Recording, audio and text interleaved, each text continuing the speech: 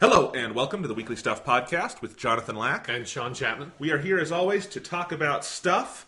This week, as you heard with our theme song, we are going to be talking about the new expansion for Destiny, Rise of Iron. Yes. It's fucking fantastic. It's very, very, very good. Yeah. Destiny's really real good. The music in this expansion might be the best thing about it. I think it's the best music Destiny's ever had. Yeah, I agree. And I just wanted to plug the soundtrack because it's so good. Sean was just telling me you can listen to the whole thing on YouTube officially. Yeah. Bungie just released the full soundtrack on YouTube on their channel the day the expansion launched. Yep. So. And if you would rather like to own the MP3s, I found it on the Bungie store, the official Bungie store. It's only $7. You get it in FLAC, MP3, and Apple lossless. You don't even have to choose. They just give you a giant file with all of it, which is hilarious. Nice. Yeah. And 100% of the proceeds on the Bungie store this year are going to charity. So you can feel good about that, too. Yeah. They list them, and I know it's like Make-A-Wish and some other charities, so I just saw that at checkout, and I was like, hey, I feel good about buying some music. Yeah. So wanted to plug that. We're going to talk about some other stuff. I'm going to finish reviewing ReCore, which I talked about last week. I played another game called Virginia, which is sort of a hyped indie game that came out this week for the PS4, PC, Mac, Xbox One, everything. You've probably got some stuff to talk about. Yes, I've played some games. Awesome. So we're going to talk about all of that. Before we get started, a little podcast housekeeping. Okay. I just want to let people know I finally kind of upgraded the service that I host and serve the podcast through. Right. I've always done it through sort of a patchwork of different programs and services, and I finally unified it all under one roof of a service called Simplecast, which is a really just nice, it does everything for me. And I didn't want to mention it until it was up and running and I knew it worked.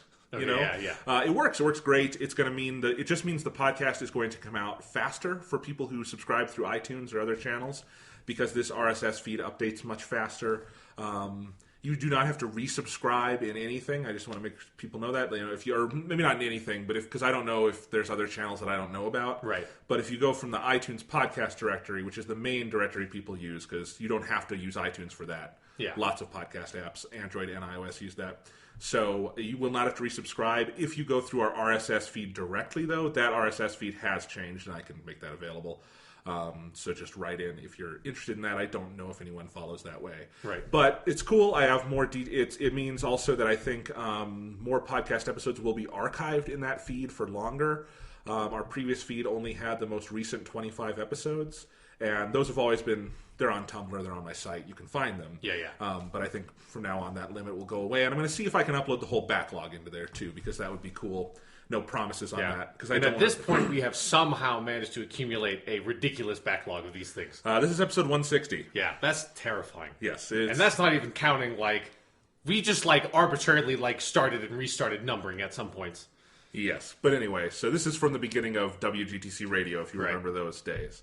But, 160 episodes, so we got all that. What else was I going to say? We have more detailed statistics now, which is nice. Yeah. We only have 3 weeks of stats from this, because I've only had the service up and running for that long. 11% of our listens in these 3 weeks, though, come from Japan. Okay, yeah. That makes sense, honestly, for the kind of stuff we cover on this podcast. It does. So I like the idea that there are people in Japan, probably who speak English. Hopefully. Yeah. Otherwise, they're just listening. We do say the words Persona and Digimon enough that they might be able to follow. I don't know. Yeah, I mean, those are also not technically Japanese words, but... Yes, good point. Anyway, so that was kind of funny to see. Because it wasn't even like Canada is number 2. It was It was hilarious, but I'll have to post some of that. Anyway, so that's the podcast housekeeping. Glad to have that up and running. Let's go ahead and dive into some stuff, Sean. All right. I saw some movies. Okay. I'm going to start there. What movies did you see, Jonathan? I saw 2 movies about real-life people whose last names start with S and the movies are just their last name. Okay, I know, obviously one of those is Sully. Yes. What's the other one? Snowden. Oh, I didn't know that was the title of that movie. I knew Yes. there was the Edward Snowden movie, but I always Yeah. just thought of it as the Edward Snowden movie. It would have been funny if they had titled it that. Yeah. Yeah, I'll start with Snowden because I saw Okay. that first. Yeah. And fewer people have seen it. Sully is like a giant hit. Yeah. And for good reason. Great movie. Talk about that in a second. Yeah. Snowden is also really good. I run hot and cold on Oliver Stone. Yeah, I believe we talked about that a little bit last week. And to be fair, he hasn't been relevant in like movies he's made since like the mid 90s. Yeah. He's made a lot of bad stuff in the last like 15 years. The great thing about Snowden is that like it is, for better and for worse, it is Oliver Stone at the top of his game. This is like an energized Oliver Stone, Saoirse, JFK, Right. Nixon, that kind of thing, where he would make these movies that, you know, had these social commentary aspects and these conspiracy theory aspects, but were very cinematically energized, very expressive. You know, the proper word would be like agitprop is the kind of filmmaker he is. And he's very, very effective at that, Right. whether you like it or not. And Snowden is great for that. And I think what's interesting is that this is, you know, Edward Snowden's story is not finished, obviously. Yeah. He is in Russia at the moment. I don't think he's going to spend the rest of his life there. And I don't think we're done with the conversation that he started. But I do think because that conversation is so important, there is license to do a narrative movie about this right now. Yeah, sure. And, you know, I think some people were worried. We just had this documentary that was kind of landmark called Citizen 4 that won the Oscar, and it's about Snowden, and it was filmed by Laura Poitras, who was one of the 3 journalists who he leaked the documents to. So it's the most up-close access you're ever going to get to Edward Snowden because it's in the hotel room in Hong Kong where he's leaking the stuff. Right. And I like Citizen 4 without loving it. I think it's an interesting assemblage of footage, but it doesn't, I think, have sort of an overarching purpose to it. It's just kind of like, here's what we got. Right. And that's okay. That's an important service, too, journalistically. But the movie Snowden, the narrative film by Oliver Stone, I think stands alongside that documentary very well in terms of fleshing things out. This is not exactly what happened. This is a commentary on what happened. I think it's a very interesting one. It's got a really good thematic through line of painting Snowden as a guy who, you know, we start with him enlisting for the Army after 9/11, and he has to drop out of the Army because he has an injury in training, and he's trying to figure out ways to serve his country, and sort of in a very Oliver Stone fashion, it is this morality play where he spends 10 years of his life working with the NSA and the CIA and learning about these different programs, and just every day chipping and chipping and chipping away at his conscience as he realizes what sort of horrible things the U.S. is doing Right. in terms of invading people's privacy until he literally can't take it anymore. And I think it makes for a very, very good like thematic through line for a film. And it's also one that is pretty well based in reality. Yeah. A lot of this is well documented, and this is not a conspiracy theory movie. Like, this is not JFK, where you can argue whether Oliver Stone is making shit up. This, like, the plot of this movie isn't that, like, Edward Snowden was a secret Russian spy the whole time or something. Right, no. The plot of this movie is what happened in terms of, there are invented things because there's just little things like how Snowden smuggled the documents out. They had to invent it because Snowden understandably doesn't want to reveal that for like criminal purposes. So they do some fun things with that. But otherwise, like the programs they go through and the stuff they talk about, we know this is real, and we know it's real because Snowden leaked verifiable documents on it. Yeah. And I think if you're someone who is interested in this story or has heard about Snowden but doesn't fully understand it, I'd also watch Citizen 4. I'd watch both of these. But this is a really good primer on it, and I think it works very well as a film and just thematically in terms of getting this conversation back out there, which I think is important, and we keep kind of forgetting about. Yeah. Especially when things like the presidential election are going on. It's like, well, presidential election's important. This stuff is also maybe more important. Yeah. So think about this stuff too. And the only place where I think the movie kind of falls down is in the casting and the portrayal of Snowden's girlfriend, Lindsay Mills. It is an important part of the story. This isn't something like, I think, Oliver Stone movies where it feels like the girlfriend stuff or the family stuff is super shoehorned into me. Yeah, yeah. I do think this is an important part of it. I mean, she lives in Russia with him now. There's stuff like, that feels like an important part of the story. Yeah. The way it's done, though, Oliver Stone has never been good at writing women. He's not good at writing women here. And the weirdest thing is they cast Shailene Woodley from, like, the Divergent movies as his girlfriend.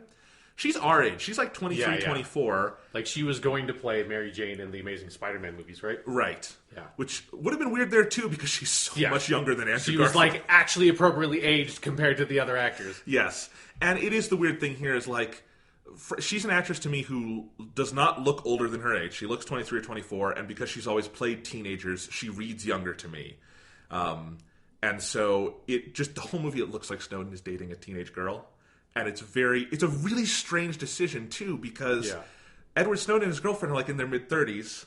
And I get like, okay, at the start of the movie, these characters are 24, but that's like 5 minutes of the movie. Yeah. Like, it's such a weird casting decision, especially like Joseph Gordon-Levitt is older than Edward Snowden is in real life. So it's just like that the age dynamic there, I could never buy it, and it came off as kind of skeevy to me. Right. Joseph Gordon-Levitt is great. He's always a good actor. He does so much here to just sort of subtly build the character, and sometimes not so subtly. His Edward Snowden voice is sometimes laid on a little too thick, where, like, it's a very good impersonation, but I think maybe you don't need to do the impersonation all the time. Right, yeah. Yeah. And some people had that complaint with him in the Man on Wire movie. It's called The Walk. Right. The one about Philippe Petit, where he played Philippe Petit. And I think that one, because he had a very outrageous French accent, I think that's okay, because Philippe Petit does have a put-on outrageous French accent. And like that's different because at least Joseph Gordon-Levitt needs to do a French accent at the very least. Yeah. It's like when you're playing Edward Snowden, it's like you don't necessarily have to put on an accent when it's just your accent. Yeah, it's he has this sort of Edward Snowden has a mildly thick Midwestern accent, but he lays it on a little too thick, but it's still a very good performance. And there's some other good acting in it, too. I mean, like JFK or some of the classic Oliver Stone movies, every single part in the movie is a recognizable actor, including Nicolas Cage, out of nowhere. I didn't even know he was in the movie. I had no idea either, and he shows up as kind of like a young mentor for Snowden at the NSA, and that's kind of funny. But it's a good movie. I would definitely recommend it. I think it's got some fantastic sequences in terms of like really feeling like Oliver Stone is energized and doing this very expressive filmmaking. Like there's this scene where Snowden, his conscience is about to break, and he's having this talk with one of his old bosses at the NSA. And is it Nicolas Cage? No, this one is played by this boss is played by Rhys Ifans, who was the villain in Amazing Spider-Man. Yeah. So a lot of Amazing Spider-Man connections. But anyway, God, how has Nicolas Cage not played a Spider-Man villain? He was too busy being Ghost Rider. Yes, good point. Can't, like everyone knows Nicolas Cage as Ghost Rider. He's been so typecast as Ghost Rider that like he just couldn't play another comic book character. Ghost Rider could be a villain in a Spider-Man movie. I mean, sure. I mean, Ghost Rider would fucking kick the shit out of Spider-Man, but yeah. Anyway, so what was I saying? So Rhys Ifans, his character is sort of projected on this big wall. It's like a conference room. And Snowden is in front of the wall and like just dwarfed by this guy who's like physically. It looks like 1984 Big Brother kind of stuff, right? And I think it's recalling that very purposefully. But there's just scenes like that are very good filmmaking. So again, I don't think it's a perfect movie. Lays it on a little thick sometimes. The girlfriend stuff doesn't fully work, but when it works, it's a really good version of it. And just I saw it with a pretty packed theater. Even though the movie is not done well at the box office, and everyone came out of that movie talking about the issues, and it's like, yes, this is a movie people should see because people should talk about this shit. Yeah, it's important, and it's effectively. I was looking up like what's the best way to cover my webcam, after the movie because it gets you paranoid, which is what Oliver Stone wants, so it works. Yeah, but other true to life stories. I also saw the movie Sully, which is the big hit out there right now. Stars Tom Hanks, directed by Clint Eastwood, about Captain Sullenberger and the crash in 2009, I believe it was, early 2009, of that flight. Not technically a crash, as Sully says in the movie, a forced water landing, which was effective. With the Miracle on the Hudson, everyone lived. And, it's been a big hit. People have liked this movie, and I was still a little trepidatious about it just because I'm thinking, it's an awesome story. Yeah. What Captain Sully and his team did, but is it a movie? Can it be a 90-minute movie? And the answer is yes. I was really impressed by this movie. I think it's a great movie. Awesome. And like a great American movie. And it's important to put the word American in there because it's a movie that I think is about specific sort of American values and ideas. And as a lot of Clint Eastwood's movies are, but I think does it in a way that is so not heavy-handed and is just not done through any kind of formal exposition. I think you get the themes the movie wants you to get about duty and about teamwork and about perseverance and these things and these very sort of American values. You get that through just watching things unfold. It's not a lot of speechifying or anything. And I think it's very effective in that way. Clint Eastwood, perfect director for this. Clint Eastwood famously has a very kind of laid-back style. He doesn't do a lot of takes. He's kind of, loose with his filmmaking just in so much as He doesn't have a heavy stylistic hand in things. And I think that's actually kind of perfect for this, because the movie doesn't have a lot of music. It doesn't even have a lot of like fancy camera work or anything. It's just sort of, when you watch the crash sequence, it's what happens. It's procedural. It's here's what they did. It's well filmed. It's well shot. And it doesn't try to like get in the way of itself in terms of filmmaking. And I think that makes it like 20 times more effective than it might be under other circumstances, because you're just sort of there with it. Right. And it feels very real and raw and like it's happening. And that makes some of the horrific elements of it, of like, yeah, it would be very scary to be in a plane crash like this. Yeah. It makes those effective, but it also makes the inspiring elements, which is, man, Captain Sully and his team did a great job, but also all the New York first responders did a fucking fantastic job.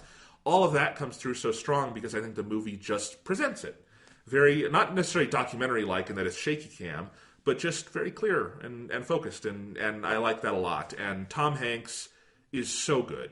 He always is, man. He always is. And I think someone's going to have to like write a fucking thesis on Tom Hanks someday. I think he's becoming a better actor the older he gets. Yeah. And that's not to put down any of his early work, like Big or some of the comedies he's done. Those are fantastic. But I just compare Tom Hanks of now even to like 20 years ago in the 90s, and I find his performances have grown even sort of richer and more human. And if you look at things like in recent years like Cloud Atlas and Captain Phillips and movies like that, he's so good. And he's very good in Sully, to the point where I think a lot of people are almost taking him for granted. Right. But you look at the amount of subtle character work he's doing, and just the tiny choices he makes about how Sully holds himself, how he moves through the world, how he kind of jogs through New York at night, and the way he kind of holds his hands, things like that. It's a really, really good performance. And he's not doing any kind of impersonation. Like, I've seen the real Captain Sullenberger in interviews, and you see him at the end of the movie a little bit. And, Tom Hanks isn't trying to do that guy's voice or anything, right, but he's building a character who I think seems very true to this person, who we know was a guy who was able to do this because he's clear-headed and had a lot of experience and was calm through this kind of experience. And that's great. And the way the movie builds its story, it's almost Rashomon-esque. Not in that you see sort of different sides, but that the key event is the crash, and the movie sort of revolves around that in medias res. You start, right, it's already happened. Sully is not on trial, but he's under investigation by the NTSB, because anytime a plane crashes, that happens. And you don't really get a scene of the crash until maybe 30 minutes into the movie. And the most of the middle of the movie is the crash and the aftermath. And then you get another sort of version of it at the end. But I like the format a lot, because I think it allows them to go through these issues in interesting ways. It makes it feature length while having a focus on character and on these thematic discussions they're trying to have. And again, this was the second weekend I saw this, still had a packed theater. And it's a movie that, without ever, I think, trying to like be tear-jerking, got tears out of everyone in the audience, but at different points. Like, I know my mom was like, I saw it with her, she was very overwhelmed at the stuff immediately after the water landing, just where some of the New York responders are coming in, and there's a lot of, life in peril, because they successfully landed on water, but it was winter in New York, and so right, the Hudson was very cold. And so these people, their lives were in danger before the first responders got there. I think that was overwhelming for some people. The moment that really got me is there's this scene at the end of the movie where Sully and his first officer, hear the recording from the cockpit for the first time. Right. And they kind of get to go through it again. And afterwards, Sully pulls his first officer aside and says, "I'm really proud of us. We did our jobs." And just that sentence, "we did our jobs," hit me harder than I thought it was going to, because I think that's such a fantastic theme of this movie, is this like build-up of basic pragmatism. Yeah. Of like, people should do their fucking jobs. Yeah, that it's not like we're the greatest heroes in the world. Like, we are airplane pilots. We did our fucking job, man. Exactly, and I like that it's about taking pride in everyday things. Yeah. Because I think a specific argument of this movie is that what these people did was absolutely extraordinary, but yeah, it's extraordinary because it almost wasn't. It's like something happened, and they reacted to it, and they did their jobs, and that sort of basic everyday heroism is worth so much. And I think yeah, that's an implicit argument in the film that is really important to remember.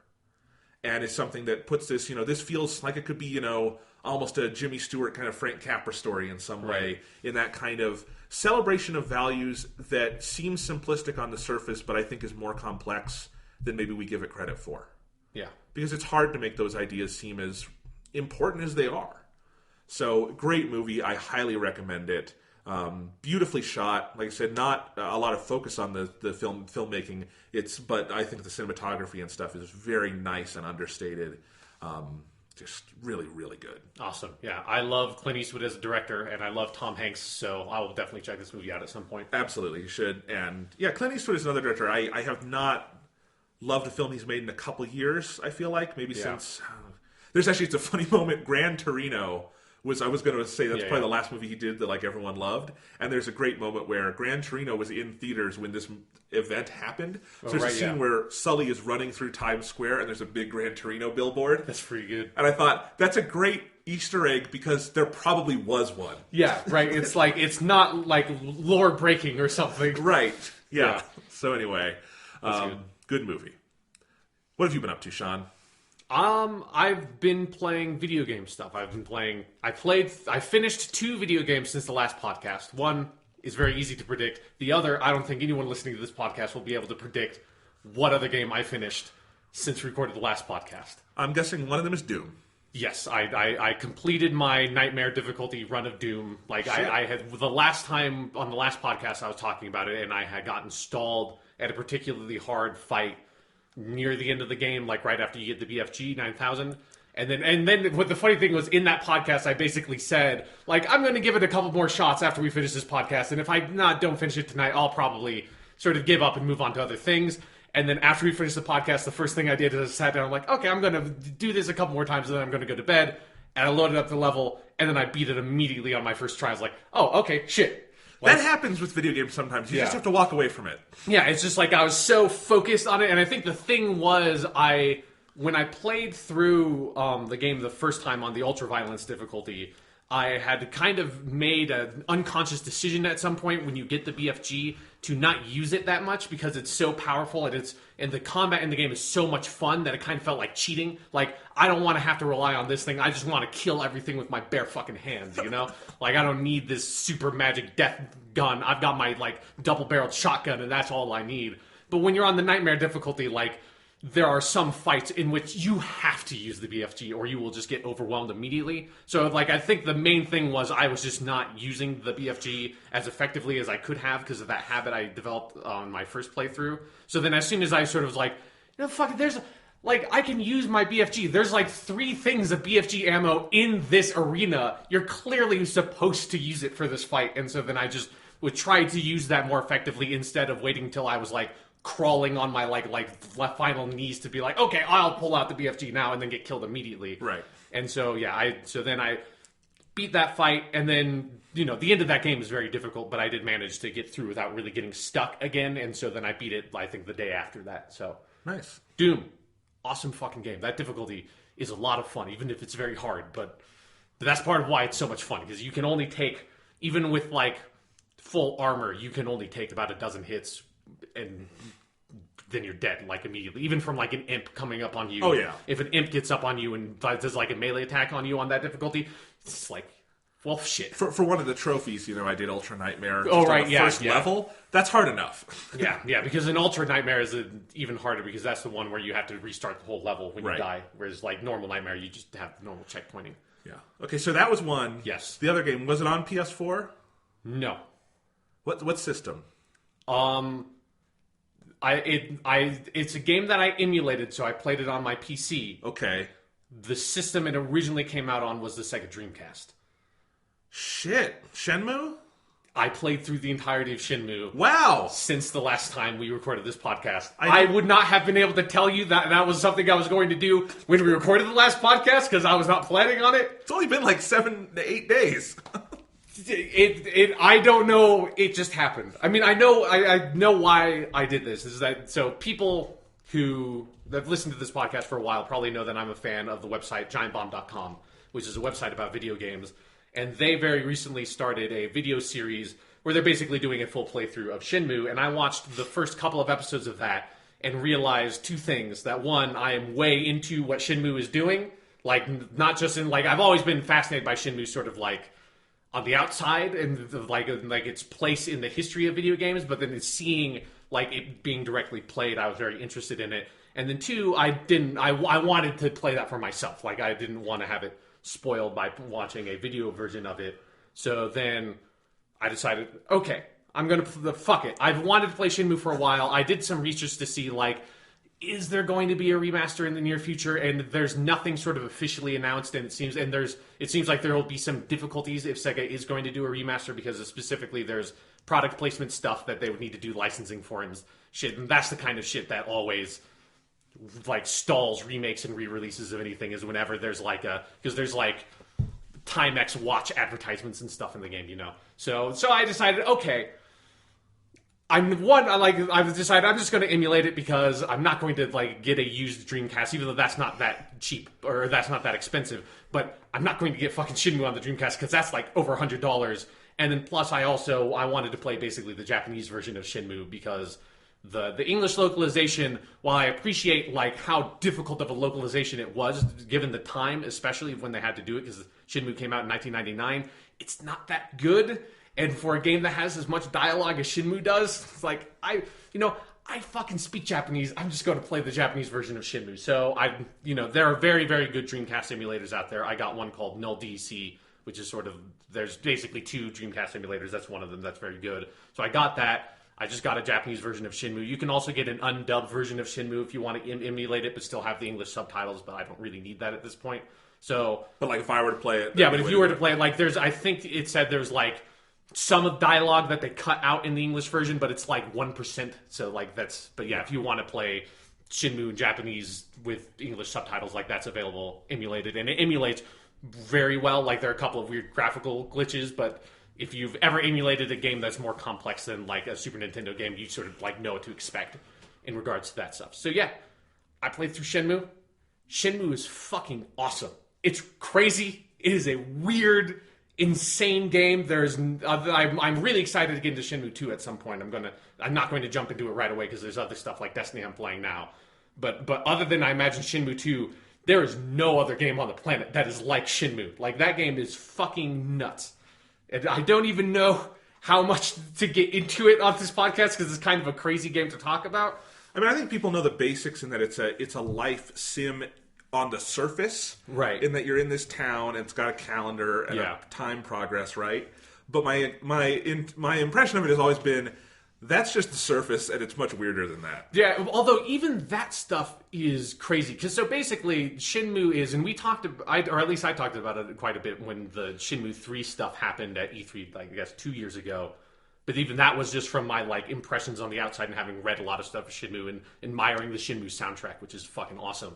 But yeah, now actually having played it, I see so much of like other games that like take stuff from Shenmue. So like Persona 3 and 4, like it is, to me now that I have played through Shenmue, I realize it is no fucking coincidence that Shenmue came out between that gap of the Persona 1 and 2 games in Persona 3 and 4, because all the stuff of like you get up every single day and you have the calendar and you have the morning and you go to school and you do all that stuff, that's just fucking Shenmue. Like that is what Shenmue is Shenmue is like a calendar game, you know. It is, you get up, every day is like basically 50 minutes long, and like you go and you have your routine where you go to the dojo and you spar with Fukusan, and then it's like maybe you call up Nozomi on the phone, and then you go to the shrine and you feed the stray cat that's at the shrine, and then maybe you go and you train some of your moves, and like you kind of do that stuff every single day and kind of slowly build up that character and slowly live in this town.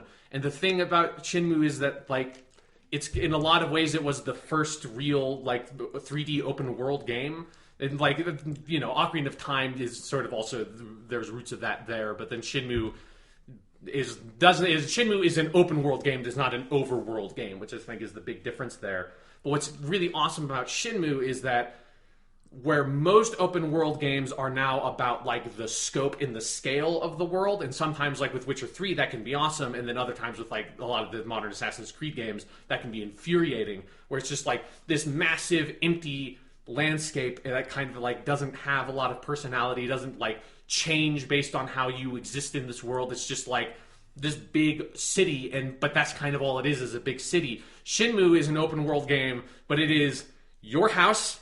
It is one street.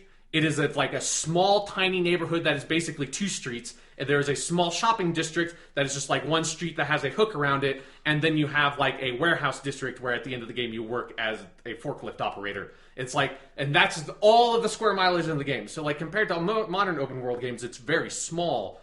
But with that small space, what Shenmue manages to do is every single person that lives in the game of Shenmue, like whether you realize it or not, like they all have a name. They all have family. They all have a place that they live in the game. They all have a place that they work, or if they don't work, like they have somewhere they hang out, like in Dowita, the shopping district, or they like go to the warehouse. They have people that are friends. It's like they go through their routine.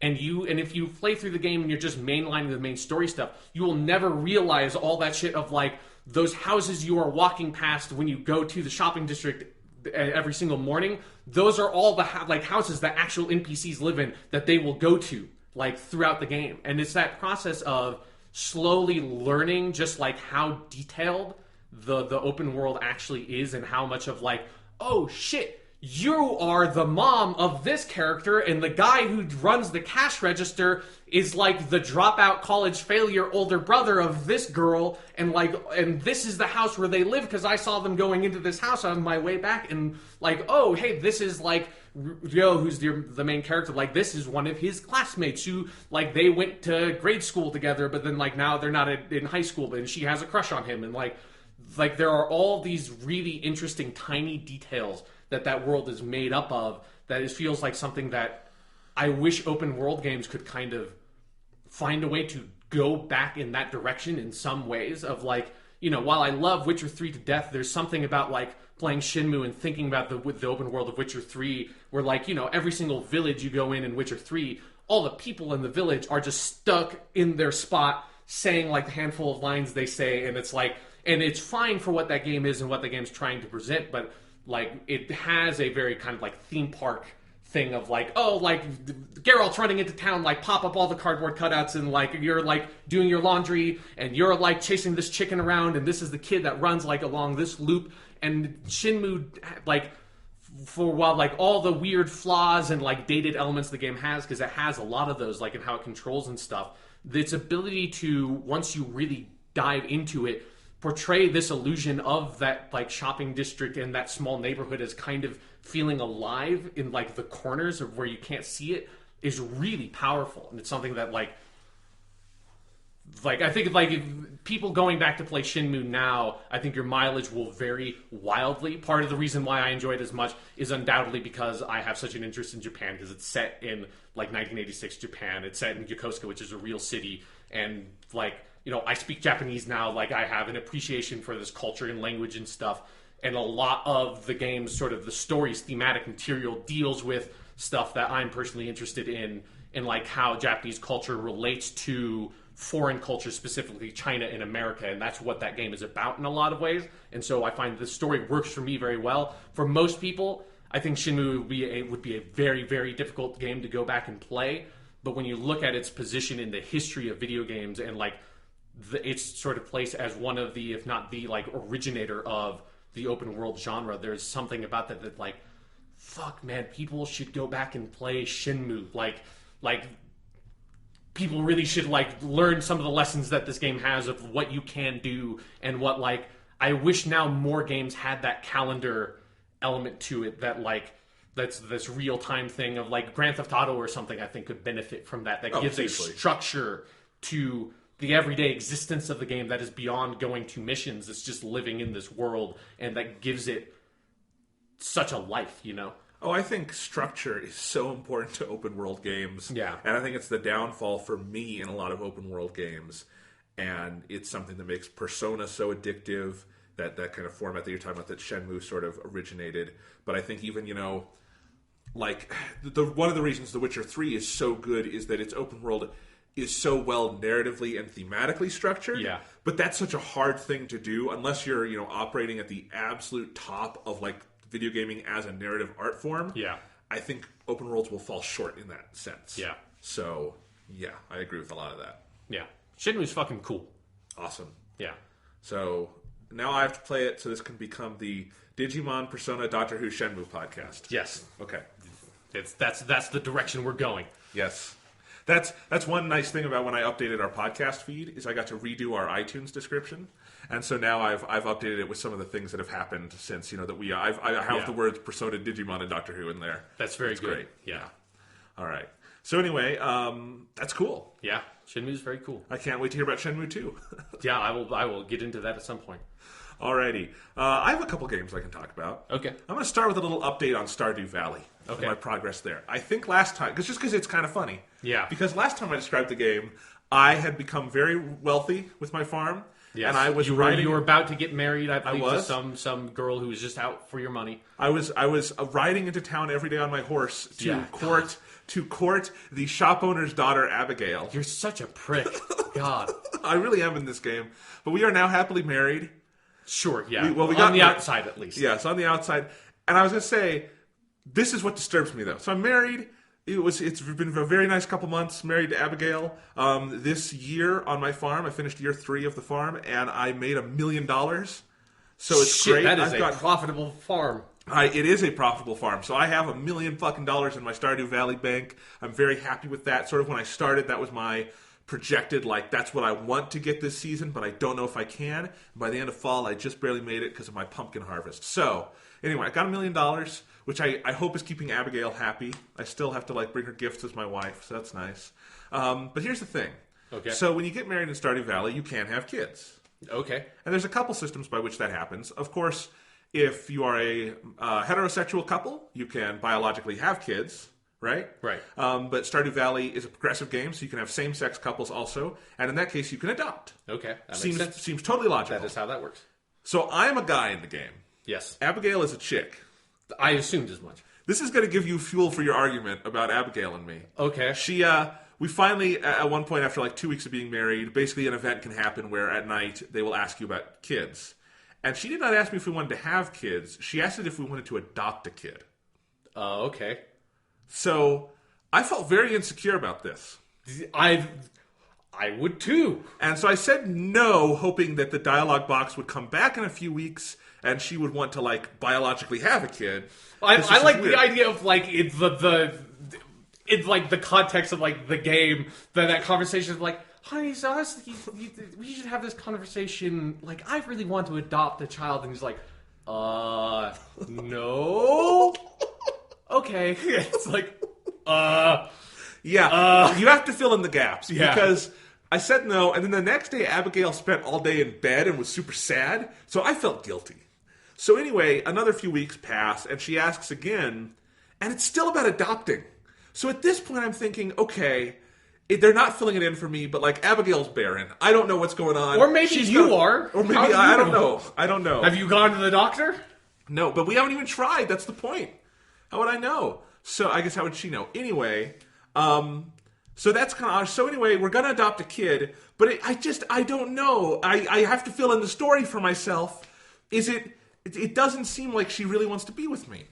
Now, and this is partially my history of having read a bunch of Victorian novels. In my head, how that whole story works out is that she had an illegitimate child when she was much younger, that she gave way to an adoption agency. And now that she has a stable, happy, wealthy life with this man she doesn't care about, but who cares? He just made $1 million last year on his fucking farm somehow.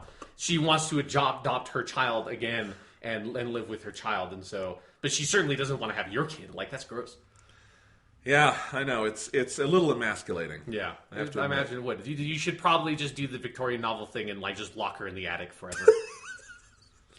Sadly, that's not an option, although, there are lots of mods for Stardew Valley. I'm sure. It's got to be the Jane Eyre mod. Has to be in there somewhere. Awesome. I am also at a point where I have a prohibitively large number of animals on my farm. It sounds like it. I have 48 farm animals. You got to just start culling them, man. It takes 3.5 hours of in-game time. Not 3.5 hours of real world, but the clock going by. I just played Shenmue. Yeah, I know how that works, buddy. I'm explaining to the audience. So to go pet all my animals, which makes them like me. And I have the feeding automated, all this stuff. But I didn't know why she just wants to adopt kids. You haven't been petting her, so she doesn't like you. All right. So anyway, that's my update on Stardew Valley. I'm definitely at a point where I've pretty much conquered the world in the game, and I'm close to being, I feel like, kind of out of things to do other than like having it be a virtual power trip where I am rich and getting richer. Yeah. Like, how jealous do you think everyone else in this small farming town is of you? It's like, there's all these people that are just sort of like making their way and have a modest wage living in this small town in the middle of nowhere. But there's this one guy over here that has this massive farming complex who's bringing in millions of dollars at this point. And I'm not really enriching the town's economy because I'm not creating any jobs. Yeah, exactly. You're not hiring anybody. You're just there, and you spend all your day petting your, 45 horses. Anyway, so yeah. Stardew Valley, man, it's a trip. Yeah. It's a good game. ReCore. Right, yes. ReCore, more complex game. So I talked about it last week, about halfway through, said I really liked it. Right. ReCore, of course, sort of, I don't want to say a controversial game, but a game that has come out and had very split opinions within the opinions, because it's like, everyone's like, this game has a lot of good stuff about it, and it's got a lot of not so good stuff about it, right. and people are very split on it. I like ReCore. I finished it. I spent 13 and a half hours was my total playtime. I like ReCore. This game is on my fucking wavelength. I think it has good things, very good things about it all the way through, and I don't want to deny those things. Right. And maybe I'll talk about that in a little bit. The flaws it has are real flaws. Okay. And so it makes it kind of a tough game to know how to recommend, I guess, on that level. Right. And God, I would never in a million years want to figure out what kind of fucking stupid numeric score I would give it. This is a 6.728. Yes, I not do the IGN thing of stuff. They just roll a dice, right? For the 6.7. I mean, at some point you might as well. It's as meaningful. Yes. Anyway, so just get your D&D 20-sided dice out, and then do some mathematical equation. That's our score for the game. No, you have to roll initiative on your review. ReCore is unfinished. I mean, it's so blatantly unfinished. Kind of like Metal Gear Solid 5, right, yeah. but without the polish in some areas. Because that's the great thing. Metal Gear Solid 5 is deceptively unfinished. Yeah, because Metal Gear Solid 5, they could have been finished if they had just decided the first time they roll credits was the last time they roll credits. Instead, they were like, no, let's keep going. And then, let's make this game be 70 hours long. Well, but half of that is ultimately leading to nothing. Yeah, and then there's still things in Metal Gear Solid 5. I feel like I imagine they would have filled those open world spaces with more to do in some ways. Right. But I don't know. Anyway, Metal Gear Solid 5, the point though being is that on a gameplay level, on a graphic and technical level, that is a super polished game. Right. One of the most technically accomplished on the new consoles, no doubt about it. ReCore is not. ReCore has frame rate issues throughout. Most of the time it's okay at about 30. It does dip in areas where you would not like it to dip, when there's a lot of stuff going on. And it has long load screens, although I was done playing the game at this point, so I have not gone back and checked. Apparently they did have a patch this week that cut those all in half, which is good. And the PC version apparently does not have any of these problems. It's got sort of normal load times. You can do it at 60 frames per second. It's not super taxing on your hardware. So if you have a Windows 10 PC that can play it and you'd like to play this game, that's the way to play it, I would say. I just, for simplicity's sake, kept it on my Xbox. I do kind of have a PC laptop I could hook up to my TV and do that, but I don't want to do that. Yeah. So anyway, I'll take the little frame rate hiccups, I guess. But so it's unfinished there on a technical level, and story-wise and stuff, basically the game, where I was last week, the story was already done. Oh, okay. 6 hours in, because you basically have the first act of what feels like a much bigger, it is not a heavily narrativized game, and that's, it was never going to be, but there is sort of, I'm going to do this, I'm going to do this, these are my goals. There's a story going on, right? Just a light story. And that basically stops 6 hours in because you realize what your final goal is, and the rest of the game is sort of grinding to get there and finish it. And from that point on, there really is no more forward momentum narrative, ever. And it really does feel like something just went wrong in development, and they had a story going on and things happening, and they just never got to finish it. And so you have sort of the first act of the story, and then it's over. And even when you finish the game, it's great, I just played the first third of whatever ReCore is supposed to be. Right. But that first third was stretched out to 13 hours. And so that's a very weird feeling. Mm-hmm. Basically, I'm going to spoil little things about it. I don't think it's a game that spoiling the story stuff will ruin it for anyone. But like I said, 6 hours in, you're doing these different tasks to try to figure out. Because again, the whole plot of ReCore is you play as this woman Jewel, and she's on this planet with her robot buddies, and you are there as this group of humans who is going to basically colonize this other planet by terraforming it because Earth is dying. Okay. So that's the basic story, and something has gone wrong with the terraforming process, and you have to try to save Far Eden, which is this planet. And I really like some of the narrative elements early on, but at one point, like in the game, you realize you have to get to this tower that this evil robot named Victor, who comes out of nowhere. Victor controls this tower, and he is like trying to keep Far Eden down to destroy the humans. And you have to get to the tower and reactivate the beacon to save Far Eden. Okay. But again, you realize all of that like the 6 hour mark, Right. and the rest of the game is I have to get to the top of this tower and reactivate the beacon. Do you ever find out why Victor wants to destroy the humans? No. Victor's just a dick. It's kind of like in Halo 4 where Cortana just knows it's the Didact. Right, yeah, it's like, we gotta run away from the Didact. You're like, who the fuck is... What? When did anyone say anything about a Didact? It's exactly like that in ReCore, where you meet Victor and she just knows who Victor is. And it's like, we've never heard of Victor. We don't know anything about this. He's like a gorilla robot. I don't know what Victor is. It's very confusing. By gorilla robot, do you mean he's like Optimus Prime or like whatever his name was in the Beast Wars cartoon of Transformers, where he was a gorilla robot? No. Okay. If you've never seen Beast Wars? No.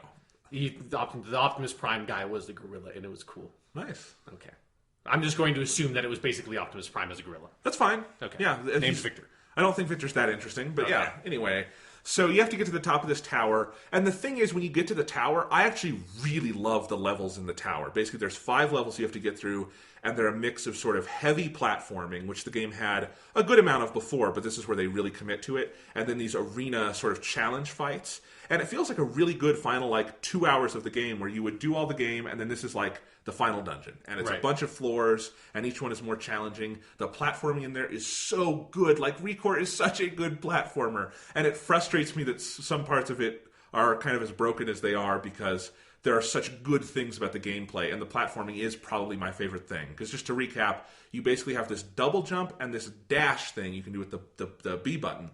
And so you can double jump and then you can dash forward through the air. And it's a pretty simple set of controls, but it means there's a lot of different things they can do with platforming. And the ones at the end where you have these moving platforms and these lasers that are attacking you, and just these sort of almost platforming puzzles where you have to figure out, where the hell do I move just to get forward in this? It's really, really fun on that level if you like that kind of thing. Right. And then the combat is so good, and those combat arenas in the tower are challenging in, I feel like, the best way. They're really good but fair challenges. I loved every second of that. The weird thing about the tower is every level of the tower is gated by a door that needs a certain number of prismatic cores. Right, this is And what I've heard the about. prismatic cores are the main collectible in the game. Not collectible, but they're a thing you need. It's like there's a number always with how many of these Right. prismatic cores you've collected. And so for each tower or floor in the tower, you need 5 more prismatic cores. And this did not bother me nearly as much as it has most critics, because along the way I was playing the game is I was exploring a lot, doing dungeons, and I had enough prismatic cores to do 3 or 4 levels of the tower right off the bat. So I was fine. Right. But then I didn't even know there was a 5th level, and I'm like, oh shit. And I was almost out of cores to find. And I gotta go find 5 more. And then it feels a little grindy. And it's like, oh, there's 1 more for the final boss. And I can kind of see in the finished version of ReCore where that would be an okay design decision.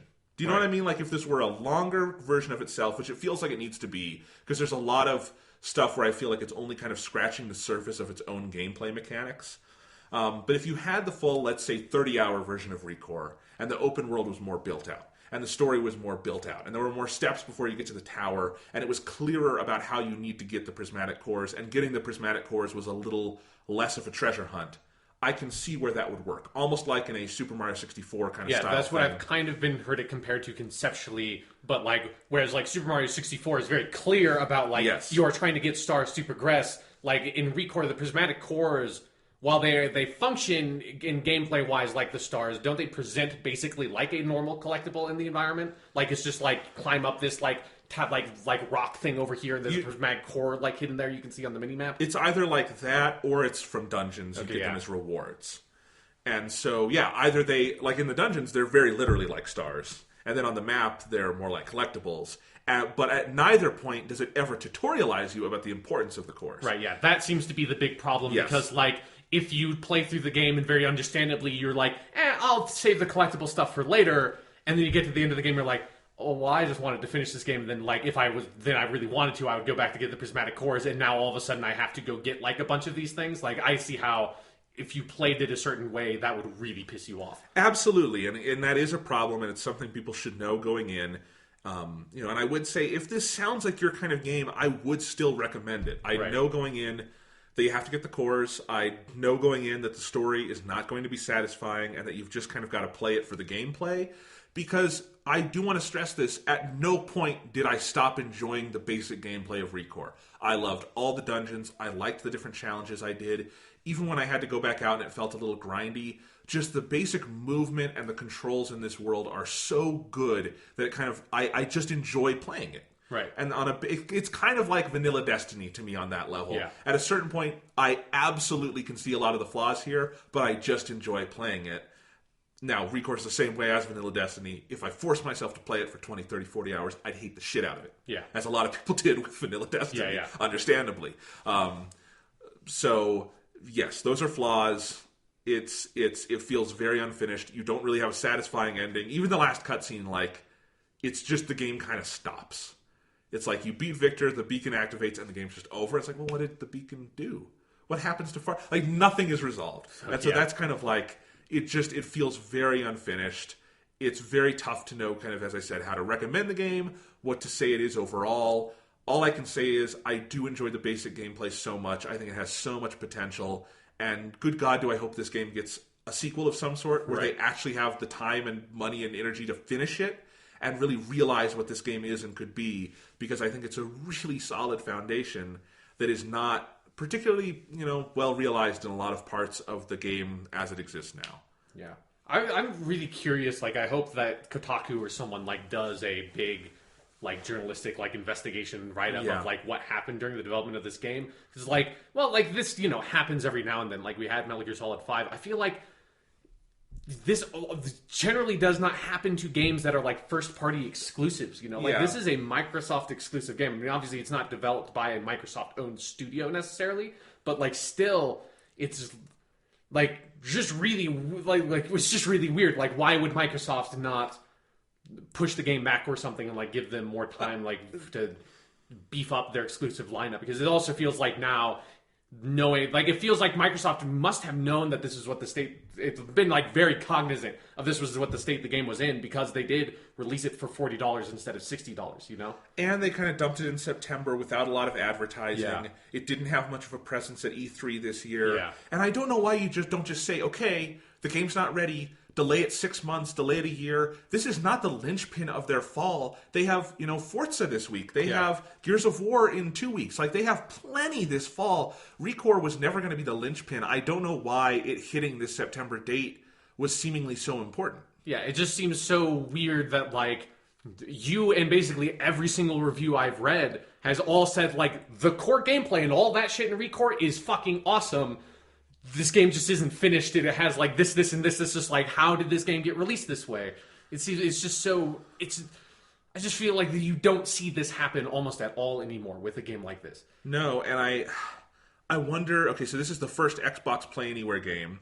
It works a lot better on PC. Is there something going on with that, where they were focusing development in a weird way on PC more than console? Maybe that was that, like, having to target. Maybe, like, this is all just weird, random speculation, but maybe during development they did not know, like, oh, you're going to have to like make the PC version of this too, because now we started this Xbox Play Anywhere program, and so now all of a sudden you have to develop 2 versions of this game. They originally were only like really focusing on making one. That obviously, like, that will always like increase your development time a lot. So maybe that's what happened. Like, who knows? And it doesn't explain some of the other issues that are not related to technical performance. Right, yeah. So it's confusing. And it sounds like Xbox is not having this problem with their other titles. Forza Horizon 3, hugely acclaimed so far. Although I've heard it has some weird performance issues with the PC version of that game.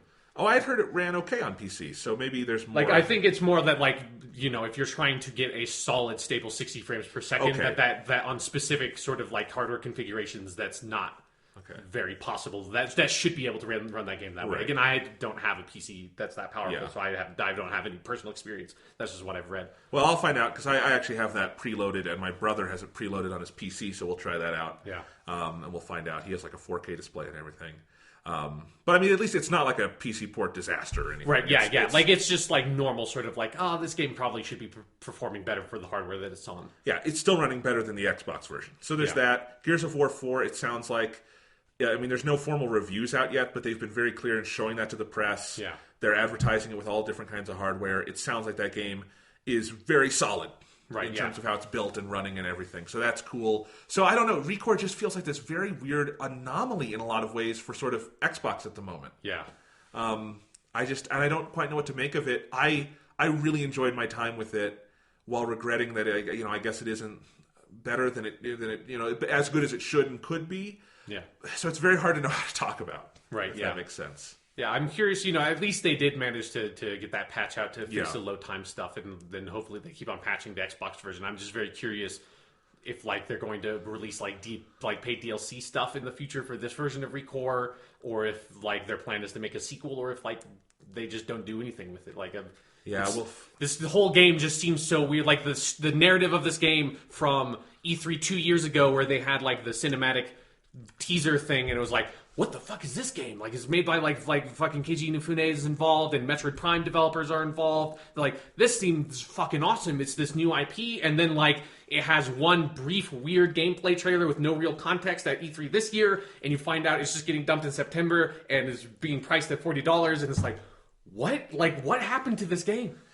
And so it's developed by all old hats at video games. The Metroid Prime people at Armature.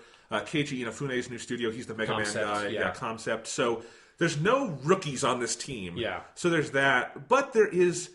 Keiji Inafune also had Mighty Number 9 this year, which was also a disaster. Yeah.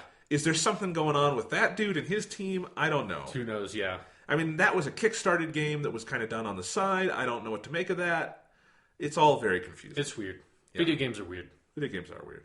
Speaking of weird-ass video games. Okay, yeah. One last game to talk about. Okay, yeah, I'm curious to hear about this, because I've heard it's this Virginia game. I've heard it's good. You got to play this, Sean. Okay, cool. Virginia, if you have not heard of it, is an indie game. It's published by 505 Games, but it's made by a small team. I know the name of one of the directors is Jonathan Burrows, and then there's another guy who's kind of the co-writer-director. But Virginia, it's basically it's almost the best way to describe it is it's kind of like a 2-hour interactive movie. Okay. It will take you about 2 hours to play, and not really more or less. It is interactive. You move around, but it is not choice-based. It does not have branching paths. Okay. And the scenes pretty much progress at the pace the game wants them to progress. It is $9.99, so it's super cheap. You can get it on PS4, Xbox One, or Steam for PC and Mac. And if you get it this week on Steam, I think it's $1 or $2 off. So if $10 was too much for you, you can get it for 8 or 9. So either way, and Virginia, sort of the pitch of Virginia is it is in the style and sort of the voice of something like Twin Peaks, David Lynch-esque, X-Files-esque, so sort of that kind of 90s weird mystery genre with FBI agents. Yeah, the sort of the supernatural, vague supernatural kind of stuff. Yes, and I think Twin Peaks is the key. I saw some people reference X-Files. I don't see that in this. It's FBI agents investigating weird things. That's not the specific domain of the X-Files. I don't to me, the X-Files is something very different than that. It's about chemistry, and it's about anthology storytelling. Yeah, it's like aliens and Sasquatches and stuff. Right. Because also Virginia, one of the key things that connects it to Twin Peaks is it's about you kind of go into this small town community, and those sort of, you got the diner, you got the coffee. It's much more about sort of the minutia of setting in some ways, which again, that's not what X-Files is. That's more of a Twin Peaks thing. Yeah. Although X-Files has a lot of Twin Peaks in its DNA, obviously. Yeah. So, because you can draw a pretty straight line from one of X-Files getting on the air because Twin Peaks was successful enough to create a vacuum for shows like that. So that's kind of a good way to describe the general setup. And it is very Lynchian in a lot of its aesthetics and its style. The text it uses for it goes from it happens in 1 week. So you have Monday, Tuesday, Wednesday, and the typeface is the typeface that Twin Peaks Firewalk with Me uses. Okay. So stuff like that. It's got a lot of long hallways with sort of eerie lighting, very Twin Peaks-esque in that way. And so there's a lot of David Lynch sort of touchstones in its aesthetics. But I want to stress that it is not Twin Peaks. Like, it is ultimately its own thing, and it is so unique and it is so fucking strange in what it is that I'm still processing it. I played it in one sitting yesterday. I'm gonna have to play it again before the end of the year to know, like, just for like top 10 purposes, what the fuck do I do with Virginia? Okay. But because it is such a bizarre game, and I love bizarre stuff, I'm describing all these David Lynch touchstones. You guys don't know how much I love David Lynch. This is like my one top or second favorite American director ever. So that is a touchstone, music to my ears. And certainly it drew me into Virginia a lot. But ultimately this game lives and dies by its own aesthetics, and it does something very interesting where it is completely silent in terms of dialogue. It has no spoken dialogue. It's all done through sort of expression and atmosphere. It does have an orchestral score done by the City of Prague Philharmonic Orchestra.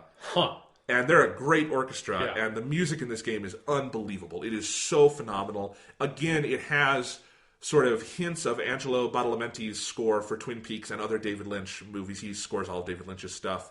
And it's got some of that in there in the beginning, but it ultimately goes in its own very different direction. It is very driven by that music, but it tells this very complex and expressive and nuanced and interesting story completely without dialogue, but in a fairly cinematic fashion where, we talked about Inside a couple months ago, and that's the Playdead game that was a big sort of indie hit over the summer. It's now on PS4, and you should definitely play it. Great game.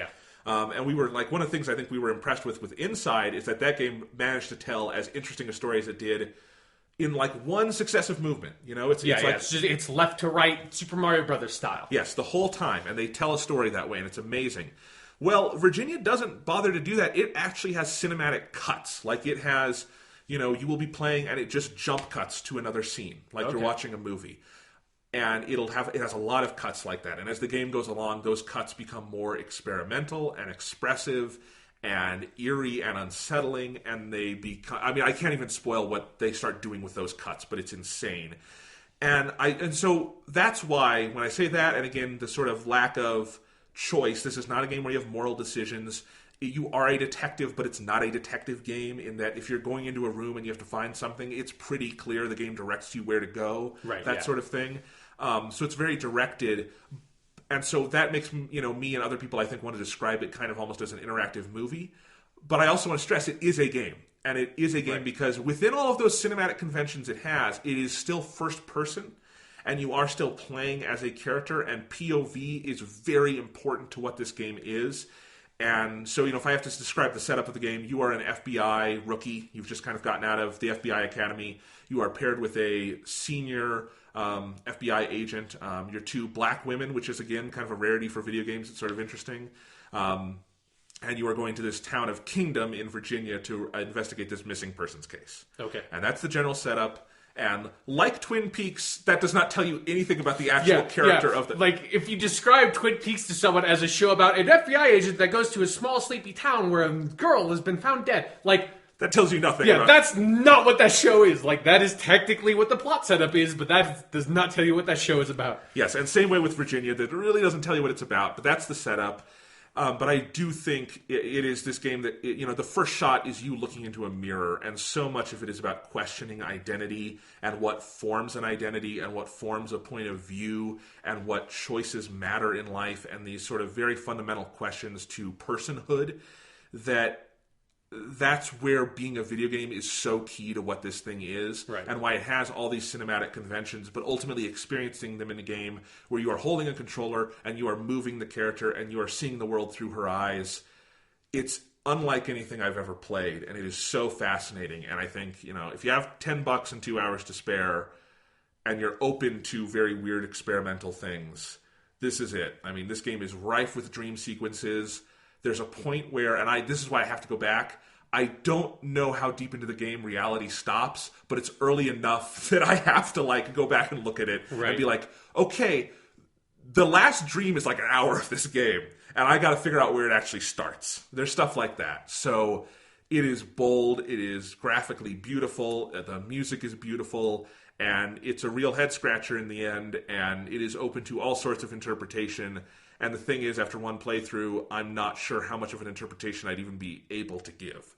So it is absolutely fascinating. If you're interested in video games just as a malleable medium, it is worth talking about. Awesome. Yeah, no, okay. Because like I said, all I had heard about this game before you just started talking about it was that it was very good, and it was like a short, like indie kind of thing. I didn't know anything else beside that. I'm going to commit. I'm going to play it before the next podcast so we can talk about it more in depth. Yeah, we'll have to do some kind of discussion. Yeah. Because it's a trip, man.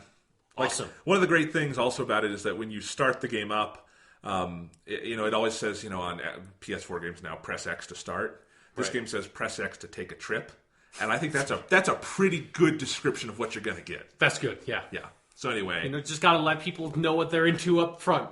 Yes. So we'll talk about Virginia more next week, maybe. Cool. But I wanted to kind of introduce it here and give kind of a spoiler-free reaction. So that's that. Let's go ahead and hit some news.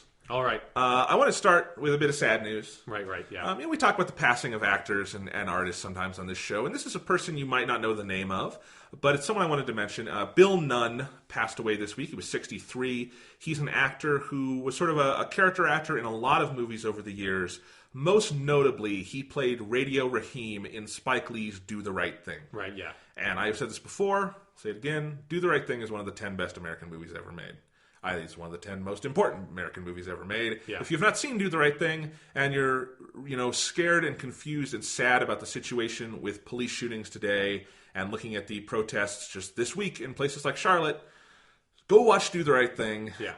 And Bill Nunn as Radio Raheem, not going to spoil the movie, is very key to what that film is. He is the centerpiece not just to the climax, which is very sad and thought-provoking, but is also part of, I think, maybe the most iconic scene in the film, which is an interpolation of the love-hate scene, which is actually a quote from Night of the Hunter, which is a movie from the 50s, Hollywood film. And anyway, Radio Raheem wears these love and hate jewelry on his hands, and he gives this speech that is a sort of a black street version of this speech that this guy gives in that movie, Night of the Hunter. And it's one of the best scenes I've ever seen in a movie, in both Night of the Hunter and then as it's done by Spike Lee and Do the Right Thing. And I think if Bill Nunn only was Radio Raheem and Do the Right Thing, I'd want to talk about him on this. Right. But I also just want to note he was in lots of other things, and one of the things I remember him from, and I didn't even realize this was Bill Nunn, is he's Robbie Robertson in the Spider-Man Sam movies. Raimi Spider-Man movies, yeah. And Robbie Robertson is the guy who's sort of J. Jonah Jameson's assistant, and he's always trying to convince Jonah that Spider-Man's a good guy. Yeah. And I loved his presence in those movies. Yeah. Yeah, Robbie's a great character in the comics. It was a similar sort of thing of it just felt like he, as with J. Jonah Jameson, he inhabited that role of Robbie Robertson to the point where that Sam Raimi movie version and the comic book version are the same character in my mind. Yes. So I imagine people who have seen the Sam Raimi Spider-Man movies probably remember that, even though it's such a small part, he has a very clear presence in those movies. And that's one of the things Bill Nunn was known for. People talking about him now that, he could take those small parts and he was just very good at inhabiting them with a real human presence. Yeah, and making them memorable. Yeah. So I just wanted to mention that. I mean, that's, he's pretty young, 63, died of leukemia. It's very sad. And, hype some of his movies, because the Spider-Man movies and things like that are great. Yeah. But again, Do the Right Thing, all-time great movie. Yeah. If you haven't seen it, it's good time as any to talk about it. Yeah, no, that movie is as relevant, or if not maybe more relevant now than when it came out. Yeah, so yeah. Anywho, wanted to mention that. But let's talk about some other pieces of news. I'm going to hit some of the easy ones first, and then we'll get to the harder ones later. Okay. We like Dragon Ball. We like Dragon Ball a lot. One of the things we have not been talking about on this podcast is Sean and I have been keeping up with this new Dragon Ball manga release in Japan. They're called the digest editions. What's the Japanese term for it? Shuhen? I mean, they're called MOOCs. Well, there's that. I mean, they're like the Legend series is basically what they're billed as. Basically, they're these. They've been reprinting the original Dragon Ball manga in Japan in the original actual size that was printed in Weekly Shonen Jump, which is the magazine where it was originally serialized. Yeah. And if you've ever seen Dragon Ball over here in what they call the graphic novels, that's the size it's usually been printed at in Japan as well, which is about half the size of the actual Jump publications. Yeah. And I actually, started reading Dragon Ball in American Shonen Jump. So I've always kind of missed that I didn't have it in that size, and so we've been really enjoying having those because it's an uncut version of the Japanese. Yeah. In that nice size. They're these big. They're, as you used to say, they're called mooks, which is for magazine book. It was just a great word. Yep, great word. So like basically for $5, you get a like 300 or some pages of Dragon Ball manga. 300 actually on the low side. These go up to like 500. Yeah, like the last one is like 547 pages. Yeah. So there's like 10 volumes out now. It's probably going to cap at about 18 or 19. But we've been really enjoying those. And one of the fun things about them is that they have some ads for Dragon Ball stuff in them. Yeah. And on the back of like 3 or 4 of these, it's advertising the new 3DS game, Dragon Ball Fusions, which is out in Japan, I think, last month. And it's for the 3DS. It's the latest Dragon Ball game. And I've been hearing about it because it did come out, and I saw some reviews. And it sounds like a pretty cool game. Yeah. But this is the kind of Dragon Ball game that doesn't usually get localized. It's sort of, I don't know if you guys have ever heard of Dragon Ball Heroes, which is the card game in Japan. That's a big sensation. Fusions is sort of a spin-off of that. It's not a Dragon Ball Heroes game, but it's got Heroes elements to it. Well, I have 2 Dragon Ball Heroes cards because they come with the first 2 volumes of this thing. Yes, I do too. Never going to be able to use those. No. But like none of the Dragon Ball Heroes stuff has come over here. So I was kind of thinking Fusions probably wouldn't. But it just got announced for localization. It's coming out December 13th in North America. So if you have a 3DS and you like Dragon Ball, it sounds like it's a really cool, fun, different kind of game. And I will probably, not in December because fuck, that's a busy month. There are a lot of games coming out in December this year. But at some point, I would love to play that. They're putting it out at a low price point too. It's $29.99, so nice and cheap, and that's cool because I like that they're more willing at the moment to localize some Dragon Ball stuff. Like they did this with the game, I think it's called Extreme Butoden last year, which is a really good little 3DS Dragon Ball fighting game. And all they did was, they kept the Japanese voices, translated the text, and that's all we need. And they got it out. Fusions will probably be the same way. And I like that they're willing to do that because for a long time, a lot of handheld Dragon Ball games were not coming out over here, probably because they felt like they had to dub it and do all the rigmarole, which would cost more and take more time. But I think they're more willing to just put the game out, which is nice. So awesome, yeah. I've liked all those ads, and for people who don't know, like the premise of the game is basically like taking the fusion concept from the Buu saga of 2 characters fusing together into one more powerful character that has traits of both of them, and just like going insane with that and having all of these different characters make crazy fusions. There's been a lot of funny stuff online. Yeah, like I've been going and like looking at some of like the character designs, and like I haven't seen all of them, but I just was curious the other day after looking at one of those ads and just being like, what are like all the fusions? There's a shit ton of them, but they're fucking nuts. So yeah, I like that kind of stuff in Dragon Ball games. I like when they can just have fun with it. Absolutely. And do something that's not just retelling the story from the games a billion times over.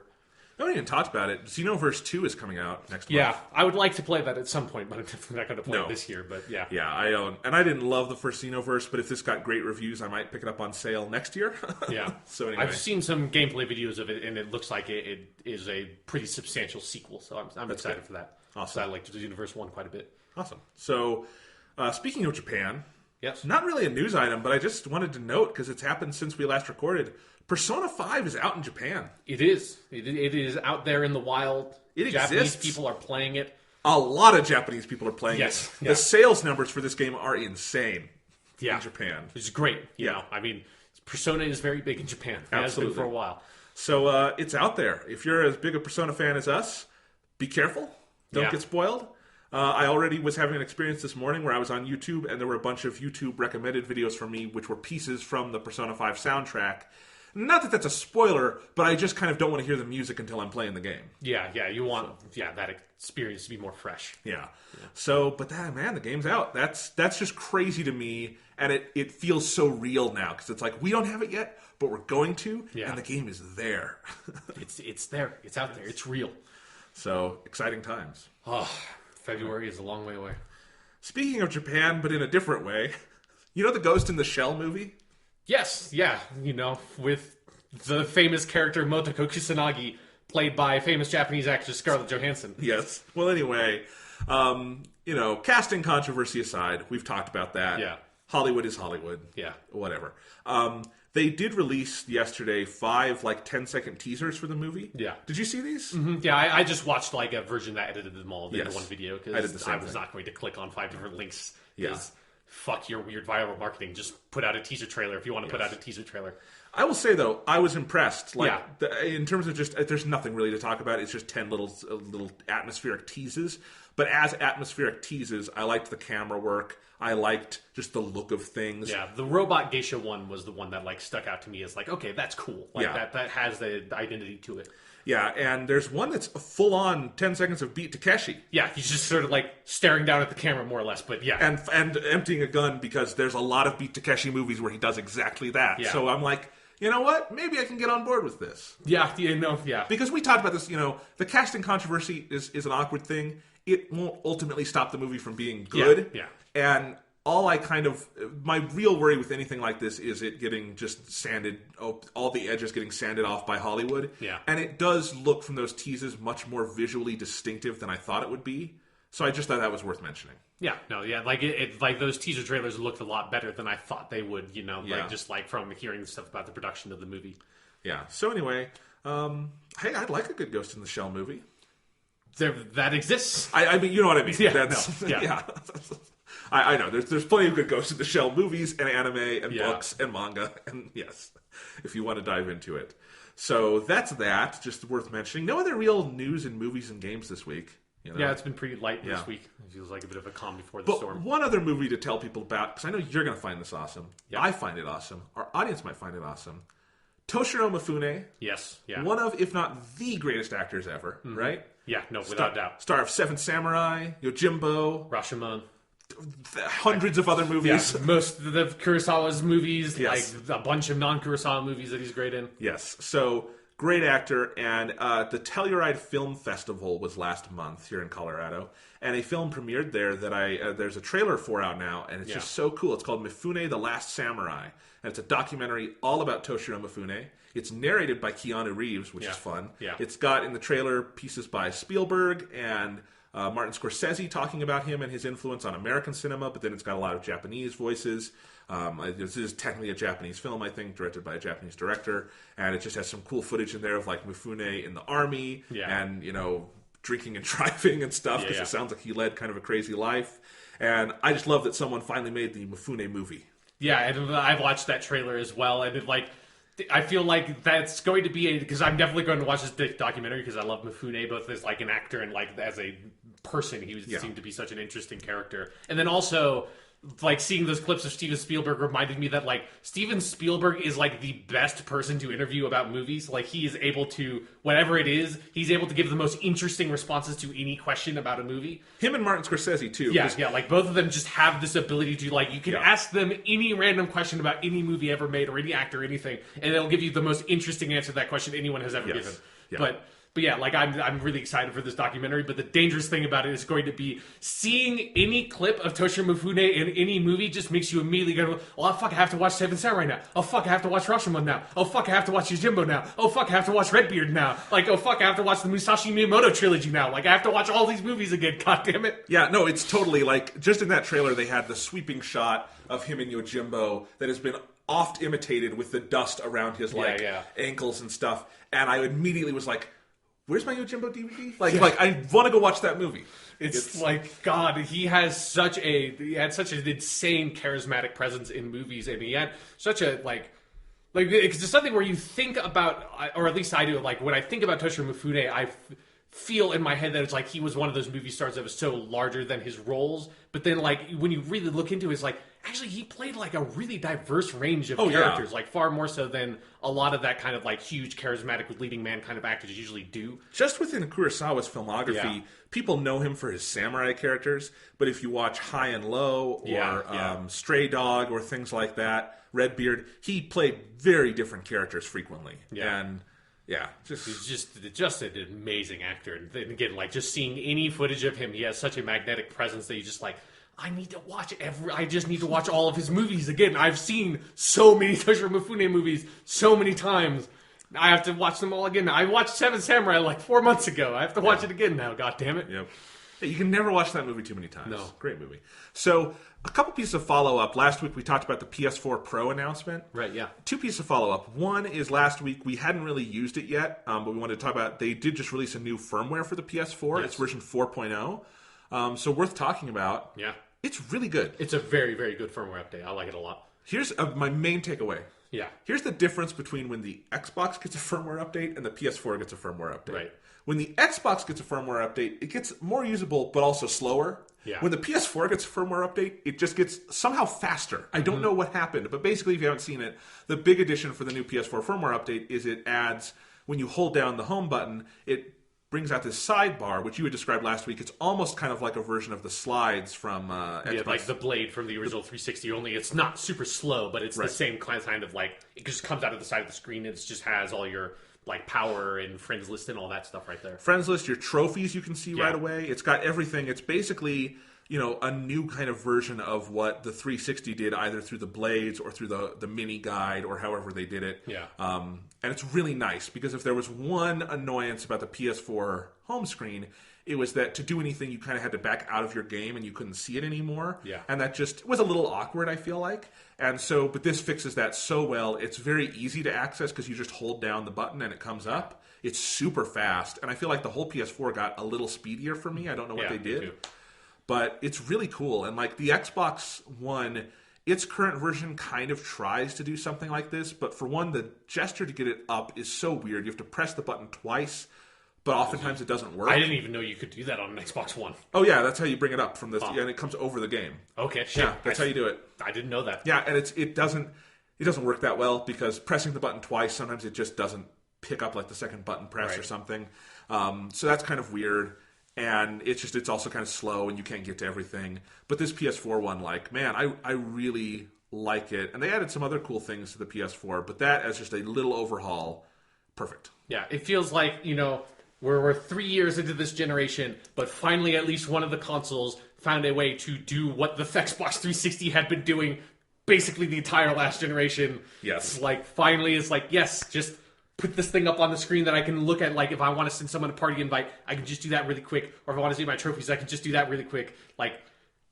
And my favorite thing about the PS4 version of it is that it's customizable. So, you can move and change what things are on it. And if you don't want to use one of the features and don't want to have to clutter up that menu so you can get to something faster, you can just, be like, oh, I don't need you because I don't do this. I don't care about trophies, so throw it off.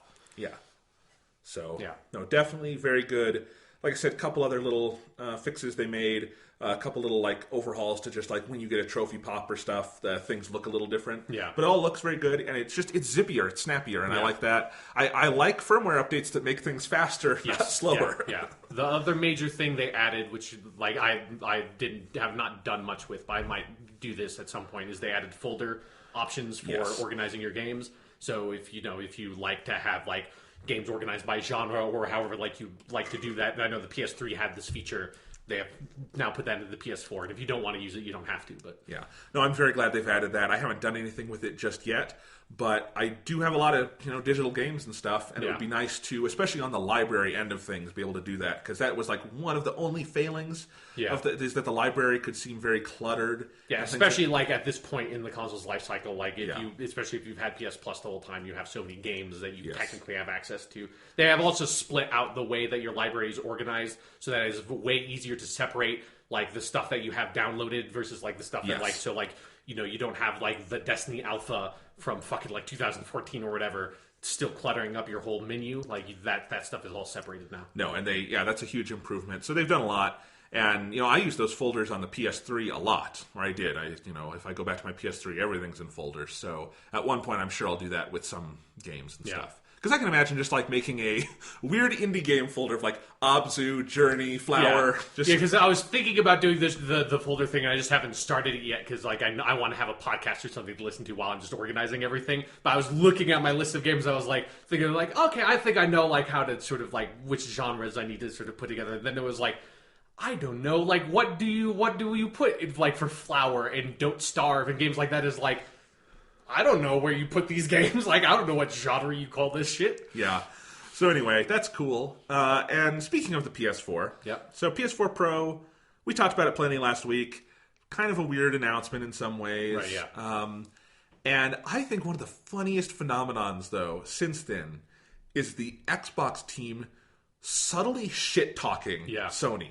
Yeah. And if you haven't been following this, for the past few years, actually, people on the Xbox teams and the PlayStation teams have been very cordial to one another. Yeah. More so than you usually get in like a console war. Yeah. Not that we have a traditional console war anymore, like, Sega does what Nintendo don't and that kind of stuff. But usually, I mean, we've gotten a lot over the last few years of like, Shuhei Yoshida will just be like, this Xbox game is awesome. Or like, there's talk about like potentially having cross-play between the networks on games like Rocket League or something, And like I've seen Phil Spencer, say, man, Last of Us is really good. Yeah, exactly. Or Uncharted 4 he was praising when it came out. Yeah, it just feels like there's a mutual respect, more or less, between at least like the big sort of higher up people like Shuhei Yoshida or Phil Spencer, Yeah. So it's been kind of nice to see. Yeah. But in the last few weeks, like, obviously people on the Xbox team have been interviewed for their reactions to the PS4 Pro because we know they're going to be doing something somewhat similar in the future with Scorpio. So we can kind of get in their thoughts, and there's been a lot of, again, not like they're saying, man, that's a piece of shit, but just like subtly being like, they're talking about 4K, but that's checkerbox in your 4K. We got real 4K because we got 6 teraflops and, blah, blah, blah, blah, blah. Right, yeah. And it's like every day there's another story about that, and I just kind of find it funny.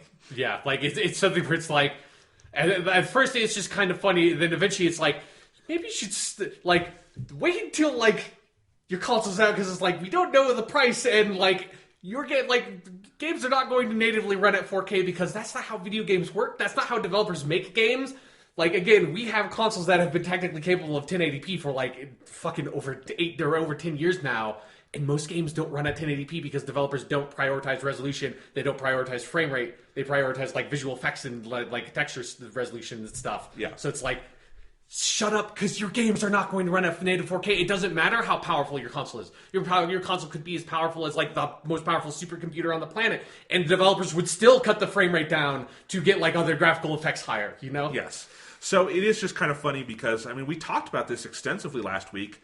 Some of the perceived shortcomings in the PS4 Pro are a pretty obvious opening for Xbox to kind of come in.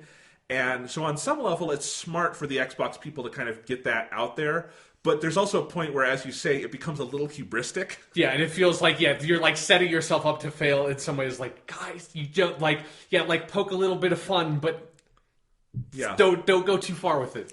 Yeah, poking at okay, they don't have 4K Blu-ray. We the totally 4K Blu-ray thing, that is fair game. Sony left themselves way open with that one.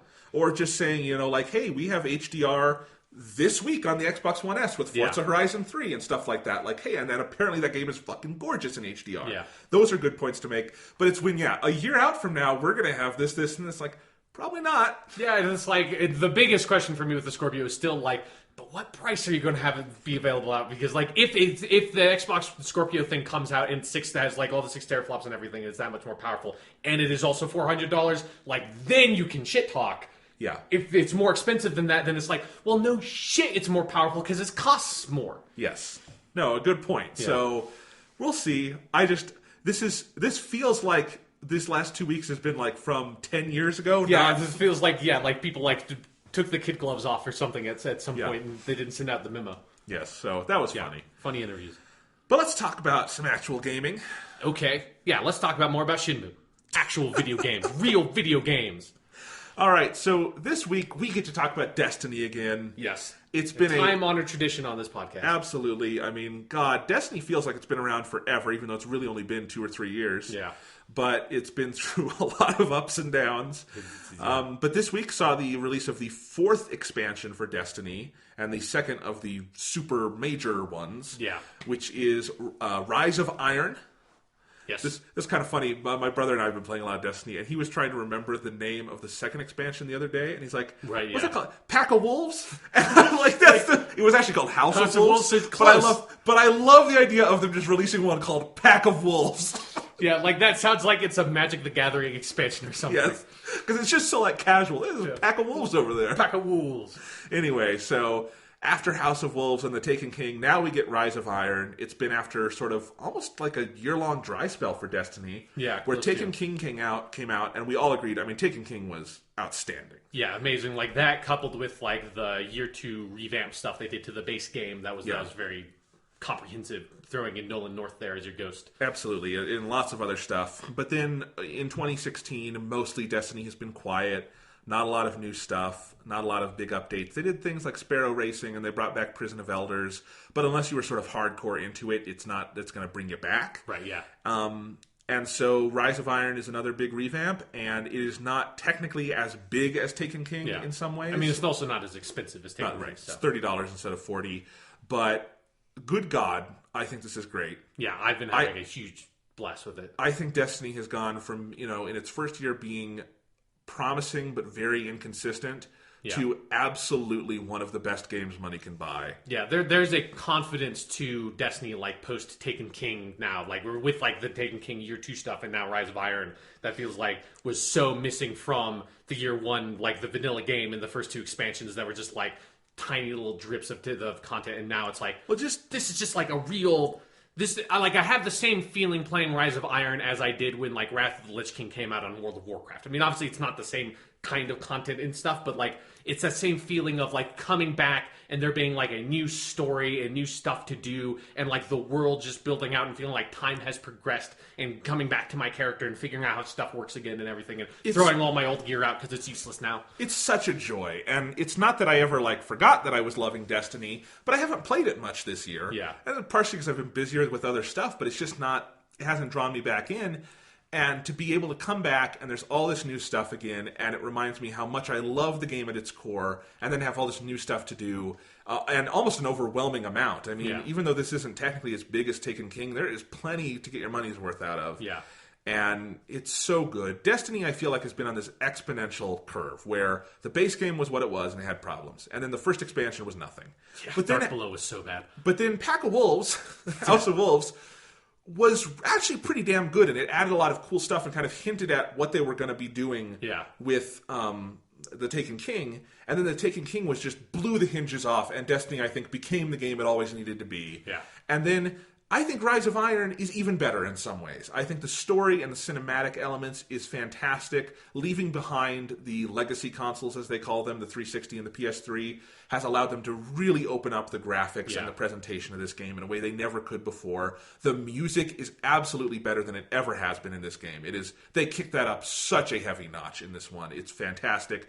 Just the general gameplay design, the overall, loot kind of cycle of how you do stuff has become so streamlined and tight and fun. Yeah. And all the extra content is so good in this. And it's at a point where, Destiny felt like it didn't have enough content at the start. Now it has so much to do between Crucible and Strikes and the raids and the different story stuff and the bounties and just all these different public events that it's like, man, I can play Destiny all day long and not do all the different things I can do in Destiny. Yeah, and like I like right before you came over to record the podcast, I just did the daily heroic story mission for today, and it's one of the ones from House of Wolves, and it was just like made me realize, like, because that mission is from a long time ago, and I hadn't played it in a while, and I just had this feeling of like, fuck, man, like Destiny.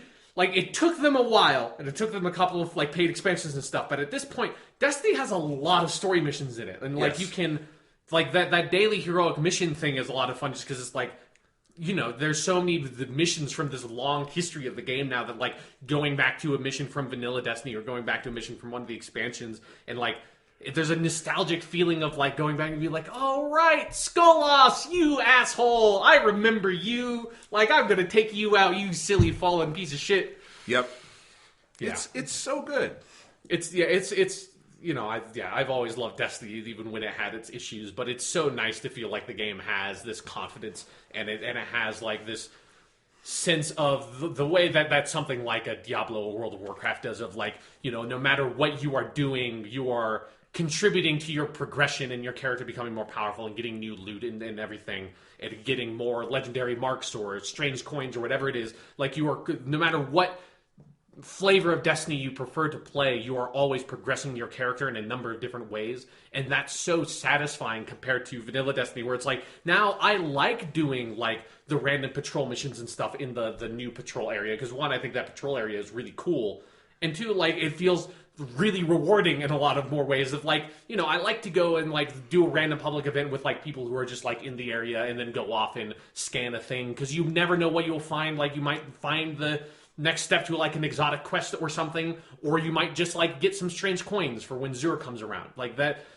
it's a very rewarding game to play now compared to vanilla Destiny, where it was, like, trying to progress in anything once you got to the end game was just an unbelievable grind. Yes. And you were talking about with the daily and seeing that House of Wolves of just this almost feeling of nostalgia of like there's so much, and it does in some ways feel like Rise of Iron as probably the last big expansion for Destiny 1.0 or whatever we're calling it. Feels kind of like a celebration of Destiny's life, where you get to go, just having things like the Iron Lords are now the story element. Yeah. And you kind of go to different places in the world while still having a new area. But the new area is sort of part of an old area. It's an expansion of the Cosmodrome. And some of the different story things they have you do, like the whole quest line about getting the new Gallarhorn. Yeah. And things like that. There's just, or having the reborn Sepix, who is the very first strike. Which, for you and me, I mean, God. Have you played the alpha and beta? Yeah, we've played a lot of that strike. Yeah, I have killed that motherfucker time again, and I killed him one more time, goddammit. Absolutely. All of that just feels so immensely rewarding and kind of taking this trip through Destiny memory lane, but with the super polished version of Destiny we have now. It's very satisfying, and it's a little unlike anything I've ever played in a game because, like with, you're describing like Diablo games, World of Warcraft. I've played Diablo and stuff, but I've never been on the ground floor of a game like this. Right. But you and I were there like fucking day one of the alpha. Yeah. So Destiny is like, we have seen every inch of that game's evolution. Yeah, we have talked about this game for hours on this podcast over the course of the past few years. Absolutely, and we have played it for many, many more. Yeah, Jesus. And I love that they're able to still re-energize it and get to a point where I might, legitimately be enjoying it more than ever now with this latest expansion. Just again, that exponential curve from the base game to now, if you've been sticking with it, it's so worthwhile. And if you haven't jumped into Destiny yet, go pick up that collection that they released. Yeah, man. For $60, you get everything. That's like a tenth of what we've paid for it at this point. Yeah, but yeah, like if you get into Destiny now, like you are getting a hell of a lot of game. Like, absolutely. Jesus. Like if you're one of those people who's bitching that No Man's Sky only lasted you 200 hours instead of 300, play Destiny. You'll love it. Man. Or you'll hate it because you're a sad person. Yeah, but it is something where with this expansion, Taken King kind of had this too. But I feel like for Rise of Iron, it's a lot more effective for me. Is that the main story campaign stuff for Rise of Iron, while it's very good, it's also fairly short. But the real, as in the tradition of the sort of MMO thing that Destiny is sort of coming from. The real game starts once you've gotten that out of the way, and once that you finish that story mission, you've kind of gotten the basic gear stuff ramped up, and you understand how to fight the new enemy types and everything, and you have all that in your back pocket, and then you go out and it's just all these people are giving you all these quests, and it's I have this strike I can go do, I have this other strike I can go do, I can go do this patrol mission, I can go do bounties. I haven't even seen any of the new Crucible shit at all. It's great. I've played so much of this expansion, and I haven't even had the time to just go into Crucible or go into the Strike playlist yet. I haven't even, I haven't hit that point yet where I need to go do that stuff where, for me, the Crucible and Strike playlist is, once you hit the point where you're doing that, that's where you're, into the end-game grind, really. I'm still just doing random quests and shit that I've gotten, Yeah, and it's a pleasure. So let's start at the beginning, which is the new story. Yeah. It's about a 2-hour campaign is what it took me. Yeah, it's 4 missions, I think. Yeah, it's 5, actually. 5. And my brother and I played it all together in one sitting. Yeah. We've been playing a lot of co-op with this, which Destiny is so fun in co-op. I love it. So we played that, night 1, got through all of that. And just that main 2-hour story... it doesn't have the scope of the Taken King one, and I don't think it's as unique as how House of Wolves positioned itself. Right. Which is sort of, I liked House of Wolves because it sort of sent you back through areas you thought you knew in different ways, and was this sort of direct, you gotta kill, it was this down and dirty assassination mission. Yeah, you gotta get that Skolas, motherfucker. Yep. That kind of stuff, which I love. I mean, House of Wolves might still be my favorite, just concentrated campaign in Destiny. But this Rise of Iron one... it's still really cool because it's actually, I think it does the most to add character shadings of any Destiny story so far. They have gotten this sense of pacing down to the mission structure that was missing, that they've been getting better at over time, and I think Taken King in particular is very good at it as well. But that was one of the main issues with vanilla Destiny, and it was one of the reasons why so many of the missions in vanilla Destiny felt so samey, of that when you get down to it, the quests in almost every game are go to a thing and grab a thing and take it back, or defend a thing against waves of enemies. That's how video game design is. The trick is making it not feel like that, and one of the main ways you do that is through pacing. Vanilla Destiny didn't have that, but with the Rise of Iron missions, especially like one early one where you're like in the snowy mountains and stuff, and you get on this gondola, and there's this progression to the mission, and then ultimately it ends with you fighting like Sepix Perfected and everything. Like that's what I want from a first-person shooter mission. Like, you forget that you're playing Destiny at some point, and like the sort of like cliche of what Destiny's mission designs are, and it just feels like I'm playing any other sort of like linear designed first-person shooter campaign, Absolutely. And yeah, so there's only 5 missions in this story, but they're all very good, very different. None of them, except for like the last one, which is visually just insane. Yeah. None of them like blew my mind or anything in the way some of the Taken King and House of Wolves one would be like, this is very surprising for Destiny. Right, yeah. And part of that is just because they've gotten so good at it, it's tough to surprise us now because, as you say, they've gotten the sense of pace down. But all the mission design is very good, very satisfying, and I think the main story, which this employs a lot more cinematics than Destiny usually has, and has, as I say, a more kind of emotional story in that you've got Lord Saladin, who previously was just the dude who ran the Iron Banner. Yeah. Now he's actually a character. You learn about the backstory of the Iron Lords, that he lost his whole like family, and this evil force is back, and you've got to stop it. And it's a very effective, just 2-hour first-person shooter campaign. Yeah. On a narrative level, on a gameplay level, when we got to the end of night 1 and we played all that, super satisfying. Yeah, you get your dope exotic sword at the end, which is like the right way to handle it is... Yeah. Like, once you beat that campaign, give me a cool fucking thing. That exotic sword is very cool. So, yeah, I don't know. And again, visually, we got to talk about this. Yeah. The new stuff where they've basically blanketed parts of the Cosmodrome in snow, and then now the new area, the Plague Lands, is all snowy. So there's just a lot more things like lighting and particle effects going on. The colors in this expansion are amazing. Yeah.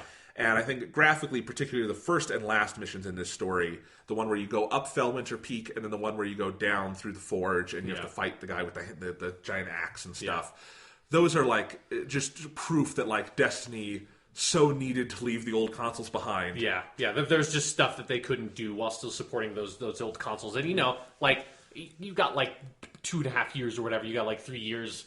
Out of that, for the people that are still playing the 360 PS3 version, I think it's fair to update the game and move on from that, because it definitely is. And thinking about that, like the graphical stuff, there's something about that first mission where you go through and you start in where the game starts, and where like the car lot or whatever, but now it's all snowed over, and then you walk up and you go through the wall in the Cosmodrome has just been like cut open in this very like crazy way, and you just go through that like. That I love that so much of like, because again, it's something that's there's like a cliche about Destiny about like the backtracking and reusing environments and stuff, and that's a trick they've employed, and I don't really mind reusing environments. Like I didn't mind when Halo 1 did it back in the day. I don't mind them doing it now. As long as you make it interesting. Yeah, I think Destiny does. And like I loved that of like you start at the very beginning of the game and like it feels like in the back of your head like oh no, like is this Destiny all over again of like.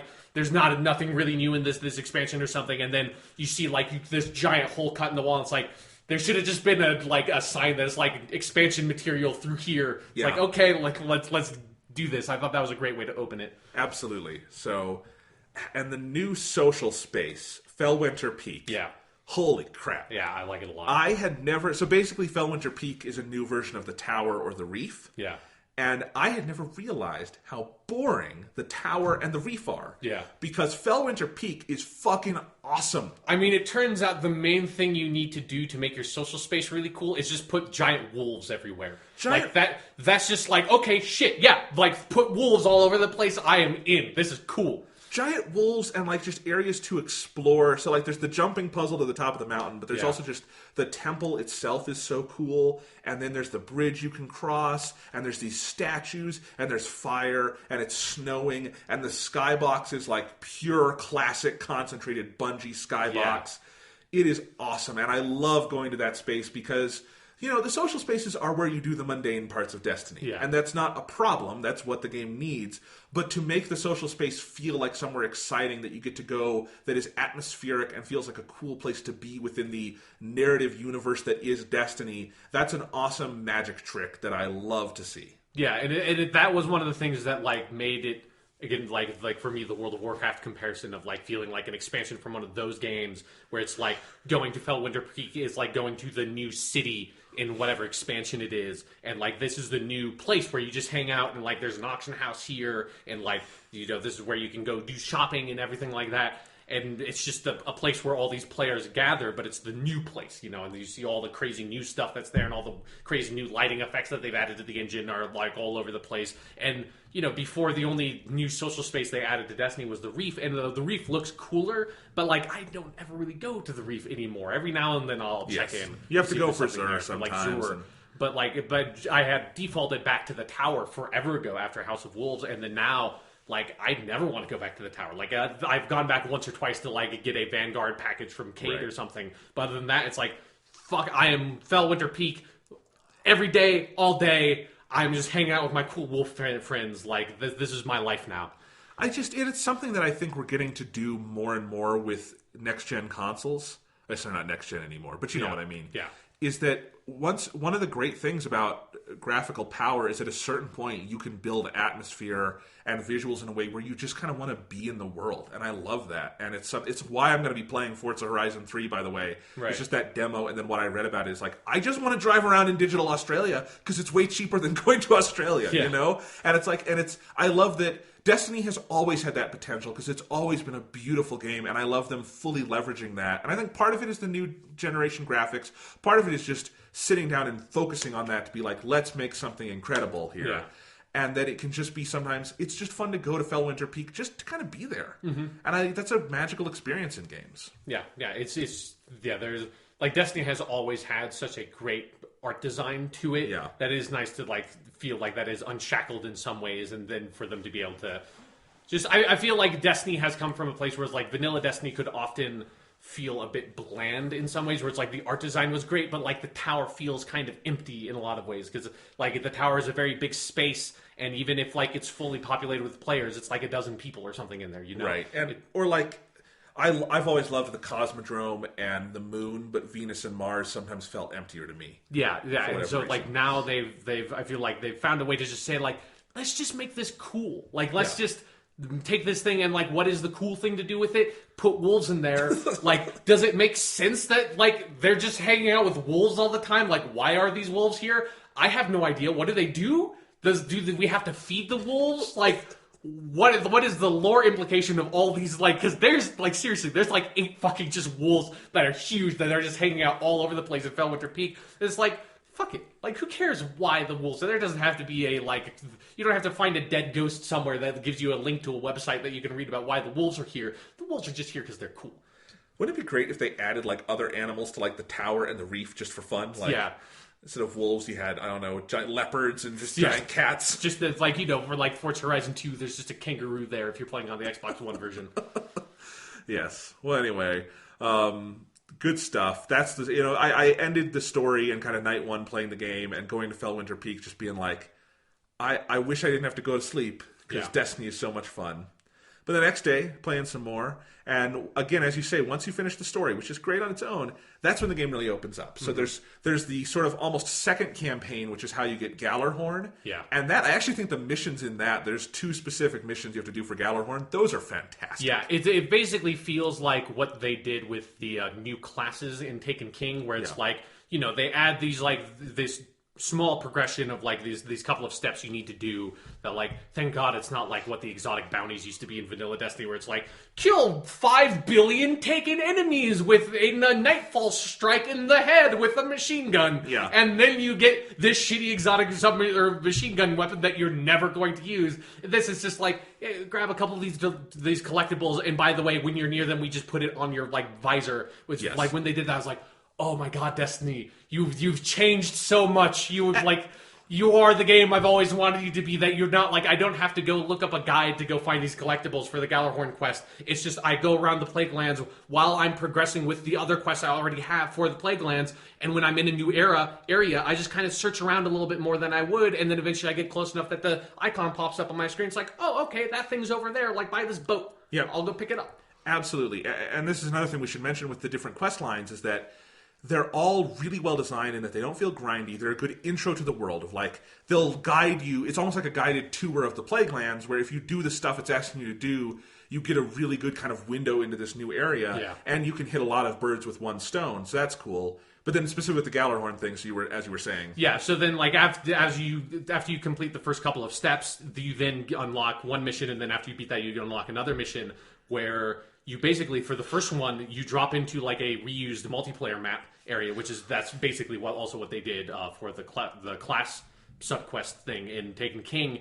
And it's just, you get to like explore around and like scan this stuff, and it's this small, unique, feels like very kind of personal mission where it's like it's just you, and there's a bunch of voice acting with Nolan North as the ghost that I really like. He's really fun as that character, and it's just it's an experience that I feel like in my head has always been kind of what Destiny is, but like Destiny doesn't usually actually deliver on it, which is that like idea of like, you know, I'm going on this epic like quest to go get this unique exotic weapon, and my ghost buddy's with me, and he's cracking jokes, and I have to fight off a giant like invasion of the Fallen while he's like building this rocket launcher for me or something. And like that's like your imagination version of like how your character's adventures have gone in Destiny the entire time, when in reality it is like, oh, I just did the weekly Nightfall strike every single week and just only used the sub or machine gun heavy weapon the entire time to get this fucking exotic weapon that I don't even like, so I've never used it. And instead, like, you just are actually there, and it's a unique mission with unique dialogue, and like and you can go in and you can replay the mission, and then after you beat that mission where you like, you know, or you're on that multiplayer map and you fight all the Fallen that are there, you then go to one of the areas in the Cosmodrome that they use for another mission, and then that does the thing from the class missions from Taken King, where you, after you fight off like these waves of guys and stuff, you get the Gallarhorn, and then it just drops in 2 giant Fallen walker tanks, and then it populates the map with all the heavy weapon ammo things. So then it's just like, now you have the Gallarhorn, use it, and just kill these fuckers. And that's great. It delivers this power fantasy of, you know, because that mission is also very hard, especially because my light level is not that high at that point. So it's like, you're struggling so hard to fight off these waves of guys, and then you finally get your Gallarhorn. It's like, now just fuck some shit up and get a handle on how this weapon works. And that's so smart and feels so much more satisfying as a mission to sort of get this new exotic weapon, or like a retooled version of an old exotic weapon in this case, as opposed to how they used to handle it. And it's like, it just feels like Destiny has come so far to where like that's exactly what I've always wanted this game to do. That's like my dream version of this game, is to have this personal quest to get this like powerful weapon that now I use all the time. We'll talk about this more later, but it definitely, all of that speaks to, I am so excited for Destiny 2 now. Yeah. Because imagine what they can do with everything they've learned and a completely blank slate. Mm-hmm. Of not having to be beholden. Because there are still some clunky things about Destiny, and we can talk about that. Yeah. But I feel like, if they can just start fresh, and now they have all of this experience, Destiny 2 could be a fucking masterpiece. Yeah, man. I'm so excited. But yeah, so there's all that. That's fantastic. The new strikes are great. Yeah. I've only seen 2 new ones, one of which is the new Sepics. Are there extras on PlayStation? I'm not sure. Like, there might be, because like I have done that, like the first new strike you get, and then the Sepic's perfected one I have not seen. But I can't say for sure, because again, like, I haven't even gone to the strike playlist. Like, there's still stuff I haven't done. Me neither, because frankly, I'm not high enough light yet. I'm at flight 344 at the moment. That is exactly what I'm at as well. Nice. So, but I'm still kind of waiting to jump into those, because Thomas and I tried one, and then our third teammate dropped out, and there was no way we could finish it. Yeah. So it was like, fuck. So. But yeah, I mean, the new strike is good. I don't think it's like one of the absolute best strikes, but it's pretty cool. And I like the final fight is where you have this ogre, and you think you're going to fight the ogre, but instead you have to fight this other dude while the ogre is chasing you. It's fantastic. Yeah, like I had a really fun experience with that strike mission, because like basically I was a little bit higher level than the other guys in terms of light on the squad. And so when we got into that last fight, how it ended up working out was, like as you said, you come into this big room, and there's this big ogre guy like chained up in the middle of the room, and like you said, like you think you're going to have to fight him after he breaks free, kind of like when the one strike on the moon. But instead, like this one like fallen dude or whatever it is like pops in, you have to fight that guy, and then the ogre comes out and is chasing you. And so like all that I did is like I was just running around the room in the circle while like the ogre was just chasing after me the whole time, while they were just killing that guy. And like every time I would like come around a pillar, I just jump and like shoot the guy with my sniper rifle, and then keep on running in a circle to keep the ogre, like it just kiting him around. It was like I really wish that you could have like a Halo saved film or something to see that from third person, because it probably looks like the most ridiculous fucking thing. It's just like my guy just running as fast as I could, because I'm a hunter, so I also had like all my speed boost kind of stuff on, so it's just running as fast as possible. Every once in a while, like throwing a fucking knife at the guy or something. Yeah. But I think by far my favorite thing, just on a like nostalgic fun level I've done in this expansion so far, is the Sepix Perfected Strike. Yeah. Because I mean that strike has always been my favorite strike. Yeah, it's very good. It's very good. It's like the first thing we played in Destiny, because it was there from the alpha, right? Yeah. And then it was again in the beta, and then we played a lot in the base game, and it's always kind of been around.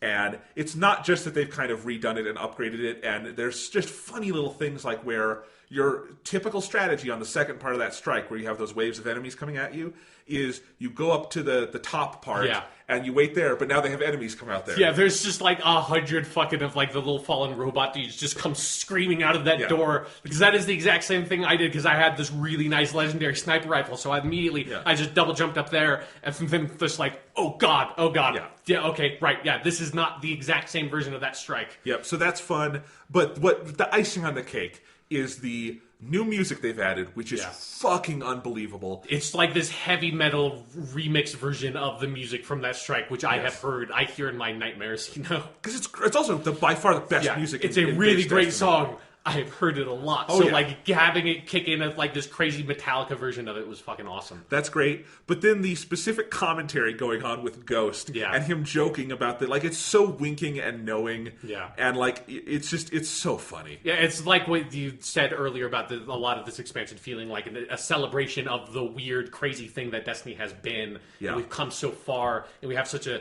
strange, beautiful relationship with this video game that we've been playing for years now. And then for them to like come in and feels like Bungie has developed a strange, interesting, crazy relationship with its community of like this insane love-hate relationship that I feel like I've never quite seen a community have with the developer quite like this. But there's something kind of fun about it at the same time, even when it has been exasperating occasionally, early on especially. And yeah, so for this just be like this, hey guys, let's go down memory lane. And I also really love that Sepix Perfected looks like he's like a fucking trash can. Like he's supposed to be perfected, but he's clearly very battered. Poor old Sepix. Yeah. My team killed him really hard because we were all way too high light level for that strike, and that was maybe my favorite part about it, is that we screamed through that strike in like 7 minutes. It was ridiculous. But Thomas and I did it pretty early on, so we were only a little higher, and our third guy dropped out, so it was just the two of us. Oh, right, yeah. So it took us a little longer than that, but we didn't have trouble beating it. Yeah. But it was almost like kind of fun just being the two of us, because then there was enough to be like a little overwhelmed, because like you probably didn't play long enough to notice, but like in the actual Sepix fight, they have so many Fallen come out at you, and it's hilarious. And so I am a Titan Sunbreaker, so I have my fucking flame hammer, and Thomas is always going like, there is so much fire on the map, because I'll be like, there's enemies everywhere, I'm blowing them up. Yeah, that is one of the other things that I feel like maybe it's part of them being able to break from the old consoles, but there are parts in the campaign missions and the new strikes where you are like just inundated with a ridiculous number of enemies. That is, if you are playing the right kind of character with the right super,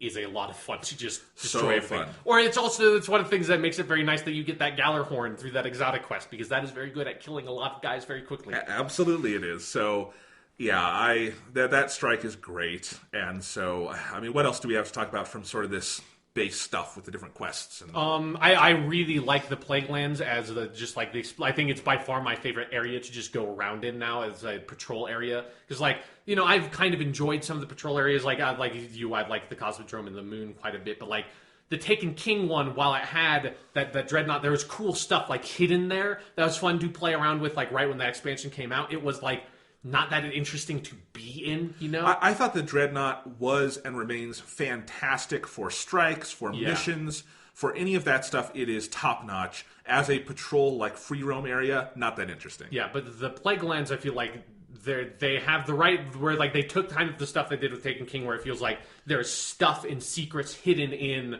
the Plaguelands that is unique to the Plaguelands. That's a lot of fun to discover, but it's also just a fun place to be in, and I feel like it's fun to sort of explore it. And I like riding around my Sparrow, and I have the new Sparrow is so the great. new Sparrow with the Galler horn. Yeah, love it. That now, like, I habitually, every single time I summon my Sparrow, I hit the horn right when it appears, so that it's just like, and it's a really great noise. Yep. Yeah, so, like, just, like, having that and having I really like the new patrol mission type thing that you have to do 3 of those for the one quest. Yeah. That's a lot of fun. And finding, and, like, you could get, like, they have those hammers spawn in every now and then on some of the patrol missions. Like, it's just a fun, I feel like, again, it's one of those things where they just looked at what the patrol areas used to be, and they kept all, like, the basic format of it, because I think it's always been sort of effective to be able to explore the environments, but they just decided, let's just make it more fun and just put cool mysteries and secrets and crazy giant, like, hammers that can drop down that you can just fuck shit up with. Like, let's just have fun with it. Yeah. No, it's so good. Yeah. So Plaguelands, top notch. And it's I also like that they kind of built out the Cosmodrome, because that's maybe the moon is my favorite, but I've always loved the Cosmodrome, and having more of that is pretty cool. Mm-hmm. So, I mean, the Cosmodrome's big. That leads me to one of my 2 complaints. Okay. And not huge, not game breaking, none of that. But 2 complaints I would have with Rise of Iron is that I still wish Destiny had a map. I really, and there's enough in Rise of Iron that is location specific that I do think it's a problem. There's no map, and so that's just one thing that I wish you could, hit your pause screen or something, and it would just bring up, like, you're in the Plaguelands, here's where the Forge is, here's where this is, blah, blah, blah. That would just be kind of nice, because there's a couple moments where Thomas and I have gotten lost back in the Cosmodrome and not known how to get back into the Plaguelands, and so it's easier to just go to orbit and back in. As someone who just played through all of Shenmue, maps are for babies. You don't need it. Anyway, there's that, and my only other complaint was actually when I played the actual Rise of Iron campaign the first time. In vanilla Destiny, and this is one thing they took away for Taken King that I'll never understand, you can't alter the difficulty just on basic missions. Yeah. And so you kind of breeze through things when it's not like a daily heroic or something. And I wish there was just a slider, because what if I just wanted to go back and play a vanilla Destiny mission, but I wanted to make it challenging again? Because that was one of the great things about vanilla Destiny, is that you could set it to be as challenging as you wanted, and that was really fun.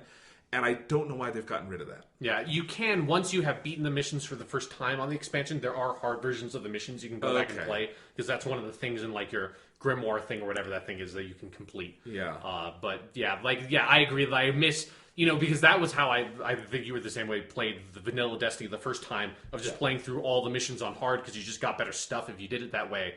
Yeah, and I agree. Like, I wish you could just, like, because I think it wouldn't be that hard of just, like, I'm not even necessarily asking for, them remixing the missions and putting new enemy types or something in there. Just, like, a thing where you can pick, like, oh, this is the level 34 version of the mission, this is the level 38 version of the mission, like, that kind of thing. Right. Yeah. Yeah, it's weird because they used to have it, that's all. Yeah, and, like, obviously, like, you can play, like, the more difficult versions of those missions when they roll up in the daily heroic thing, but like, if you want to go back and play a specific mission, I would like that as well. Yeah. So, but those are pretty minor complaints in the grand scheme of things. The game is still so much fun. Yeah. So we have not experienced the new Strike playlist yet. Yeah. I'm excited to get into it, though, because I love those. Yeah, and I think they've remixed some of the older strikes and stuff the way they did when Taken King came around. So. Awesome. There's a lot of strikes now, too, which is great. There's a bunch of strike playlists as well. Like, you look, like, it took me a while when I loaded up the thing. Like, I didn't ultimately go into it because it's like, I'm not quite high light level enough. But I was looking to see what the light level was. It took me a while to figure out which one is the one that I should be doing. Okay, it's that one. Okay. Yeah. Okay, and so you have not played any Crucible yet? No. I've played it a lot. Okay. So, and I think I've always been more into Crucible on Destiny than you have been. Yeah, I've only ever, like, dumped into it every once in a while when there was, like, a special event and stuff. Okay. But I really like Crucible and Destiny. Like, I like it to the point that I just wish I had more time for it. Right. Because I really do enjoy it a lot. And, like, if I'm on my own playing Destiny, I will probably just jump into Crucible because I'd rather do more of the, like, PvE stuff with my brother. Like, this last week, when he hasn't been available to play, I've done Crucible, and then together we've done all the PvE stuff. So, Crucible has one big new mode, which is called Supremacy, and it's basically like Kill Confirmed from Call of Duty, which premiered in the last Call of Duty game I played, which was Modern Warfare 3. So that's like the last Call of Duty memory I have, is Kill Confirmed, which I don't even know if that's still a thing. Is that still a thing? Yes, it is? I'm pretty sure it's in Infinite Warfare. Anyway, how it works in Destiny is that you kill people, as you always do, but then they drop what's called a crest, and you have to go pick up their crest, and when you pick up the crest, you get both a point for the kill and a point for the crest. And so if someone else on your team picks up the crest, you get the kill point, but that motherfucker gets the crest point. To the point where I actually kind of wish the points on the team version of Supremacy were just by team and they didn't break out individuals, because there are some dicks who just wait around for other people to get kills and then go take their crests, and like they get points for it, and you get really jealous, like, God damn it, I killed that person. But but don't you want that so you have the stats so that way you can just harass them on Xbox Live and just like send them messages? It's like, you bitch! Why don't you get your own kills, you kill-stealing bitch? Anyway, so there's that, but you can also, with your teammates, like, if they die, their crest appears in blue, and you can deny the crest from the enemy team by picking it up. Right. So I think it's a very fun, strategic kind of version of Destiny. It's, it's basically a death match, but with that extra element, it's very fun. And I actually think as the team version of Supremacy is a good time. The Rumble version of Supremacy, which is Rumble is what they call their Lone Wolves playlist, where it's just 6 people and it's free for all, but with the Supremacy stuff. So you have the crests. That is a blast. And I don't think I've ever won a game of Lone Wolves or free for all in anything in my life. This week, I won a game of Rumble Supremacy. Well, congratulations. I was so proud. It is a very satisfying feeling to win a free-for-all match in an online multiplayer game, because it's so much harder, obviously, than because you can't rely on a team. You just have to kill everyone through your own power, or be a little bitch and camp and like steal people's kills with a sniper rifle or something. Fucking bitch. I did not do that. But, sure. Yeah, of course you didn't. But no, and I like Crucible. Destiny is probably the first-person shooter I am best at. Like, I am actually pretty good. I am usually in, like, the top 2 or 3 on my team in Crucible, or at the top. I can, actually win, like, a Rumble game and things like that. So, that's one of the things I like about Destiny is I don't know, that game is like, I'm pretty just solid with it. I feel like I'm on its wavelength, which is good. I mean, after you played hundreds of hours of the game, hopefully you'll be good at it at some point. But anyway, so there's that, the Supremacy stuff, the new Crucible maps, of which there are, I don't know exactly how many. I think I read there are 4 new ones. Okay, they're really good. Like, the new maps are great, and I think at this point, Crucible has so many good maps. In fact, now you can have private Crucible matches. Yeah. That's one of the additions, which is pretty cool. And so I went in and counted how many Crucible maps there are. How many would you guess there are? Like 20? 29.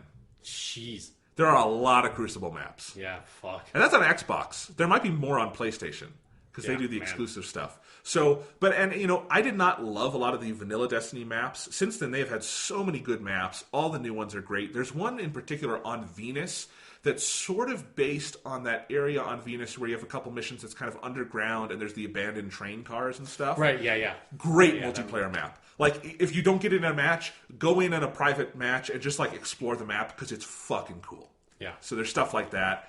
But I've been enjoying Crucible an awful lot with those, and just with some of the other playlists they have. There's a new playlist called Inferno, which mixes a couple match types. I haven't tried that one yet, because there's been a lot of quest stuff for Supremacy, because it's the new one.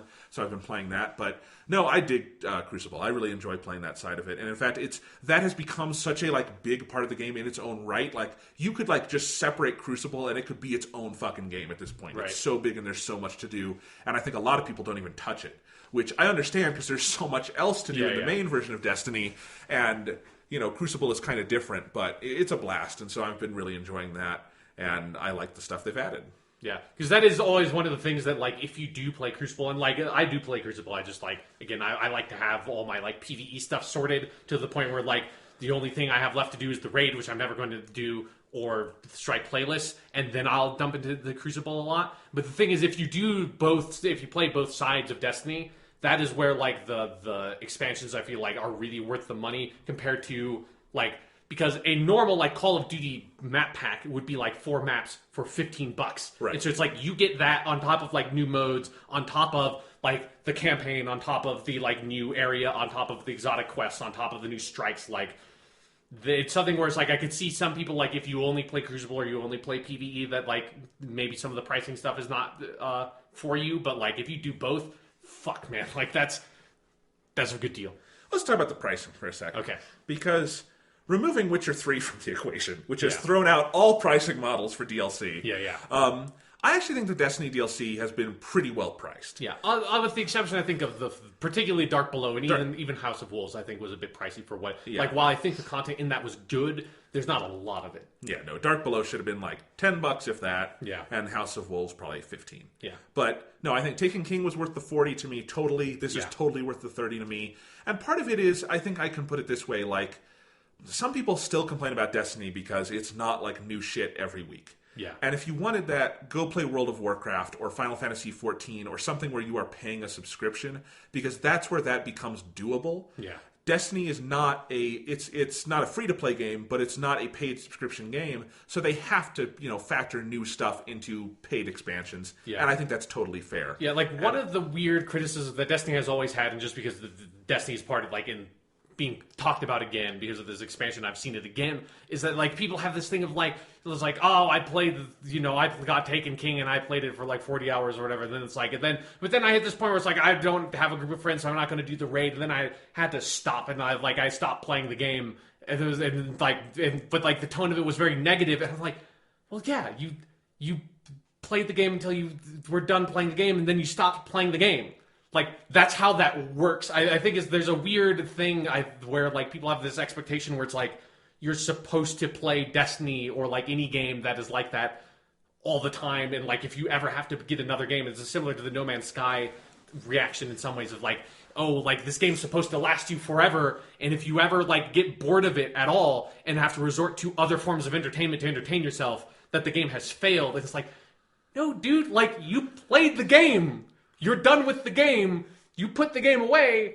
Now there's more stuff to do in the game, and if you want to play the game again, you should get the expansion. If you don't want to play the game anymore, don't get the expansion. And that's the model this is that they're not doing little pieces of content every week. It's every couple months or every year now. You have a big expansion. I think it's worth the money for how much it adds to the game and how much it revitalizes it. And I think if you look at, let's say you paid $90 for the base Destiny, which would be the game plus the first two expansions, $40 for Taken King, now we're up to $130, another $30 for Rise of Iron, you paid about $160 for Destiny. Yeah. And I think for like 2.5 years or however many years of entertainment it's been, and as much as we've gotten out of Destiny, and you compare it to other like online experiences like this, that's totally fair, I think, for what they've given you. Yeah, absolutely. Like I have like again, like I think those first couple of expansions were pricey for what they were, but also like DLC is perennially pricey for what it is. So it's like it's like that. Like I wish that those had been cheaper, but it's not like a crazy deal breaker for me. Yeah, like I think like I am fine with the amount of money I've spent on Destiny. I do not feel like I have been swindled or something. No, especially because, for me, I kind of like this model where I come back into it, I play it until I maybe get tired of it, and then I wait for the next thing, and that's totally fine with me. Yeah. I love Final Fantasy XIV, and I wish I had the time to play it, but realistically, I cannot do a month-to-month MMO, because that's the thing where that has to be like a game I'm playing all the time, and that's just not how I play games. And if you do, that's great, but it's just not how I play it, so Destiny is kind of perfect for me in that way. Yeah, and like Destiny is very clearly designed to be a game that it's like it is that of where, and like there was an interview with Luke Smith, who's one of like the main guys who's working on Destiny. I think it was like E3 last year or something, where he talked about this of like Destiny is the game where it's supposed to be like, you play it until you're satisfied, and then you put it on the shelf, and then when new content comes out or whatever, you take it out, you dust it off, you like bring your character back, you have fun with it, and then it's like you put it back on the shelf. It is not supposed to be like World of Warcraft, although even then, like the way I played World of Warcraft back in the day was like how I play Destiny now, where it was just a number over the course of a number of years.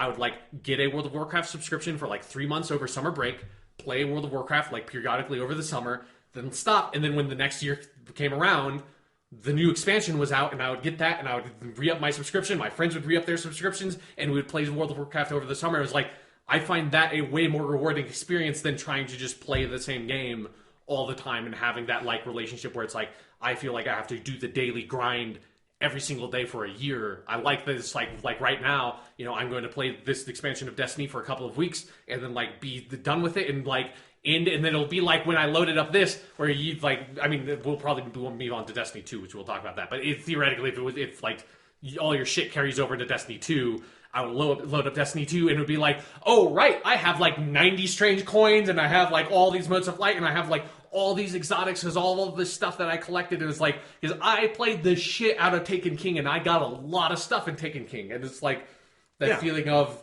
there's something satisfying about that, of coming back to it and being like, okay, let me get like, there's stuff that I didn't finish from Taken King, of like, getting a bunch of I have not gotten every exotic in the game, which is something I have quite a few of them now, and now I have this feeling of like, okay, I can get back to that, get some more exotics, like build up my collection, like have it all there that I can admire in my bank back at the tower, and when I'm done with the game, put it down and move on. And, I think Destiny is fine to come back and pick away at sometimes. If you just want to play some Crucible matches or do some strikes kind of divorced from the overall grind, I think it's perfectly satisfying. I mean, it's a very fun game to play. Obviously, we haven't really talked about the combat stuff because it's unchanged, but it's still as good as it ever was. Yeah, which is top of its class. Yeah, so, I'm loving Rise of Iron.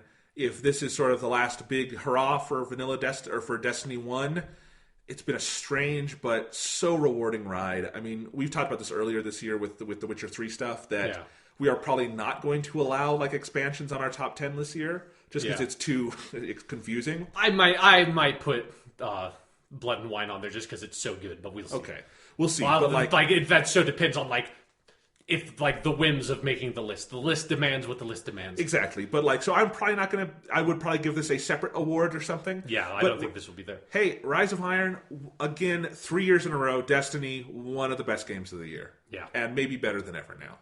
Yeah. Certainly if you're jumping in fresh, you've got a lot to enjoy. Yeah, there's a lot in this game now, man.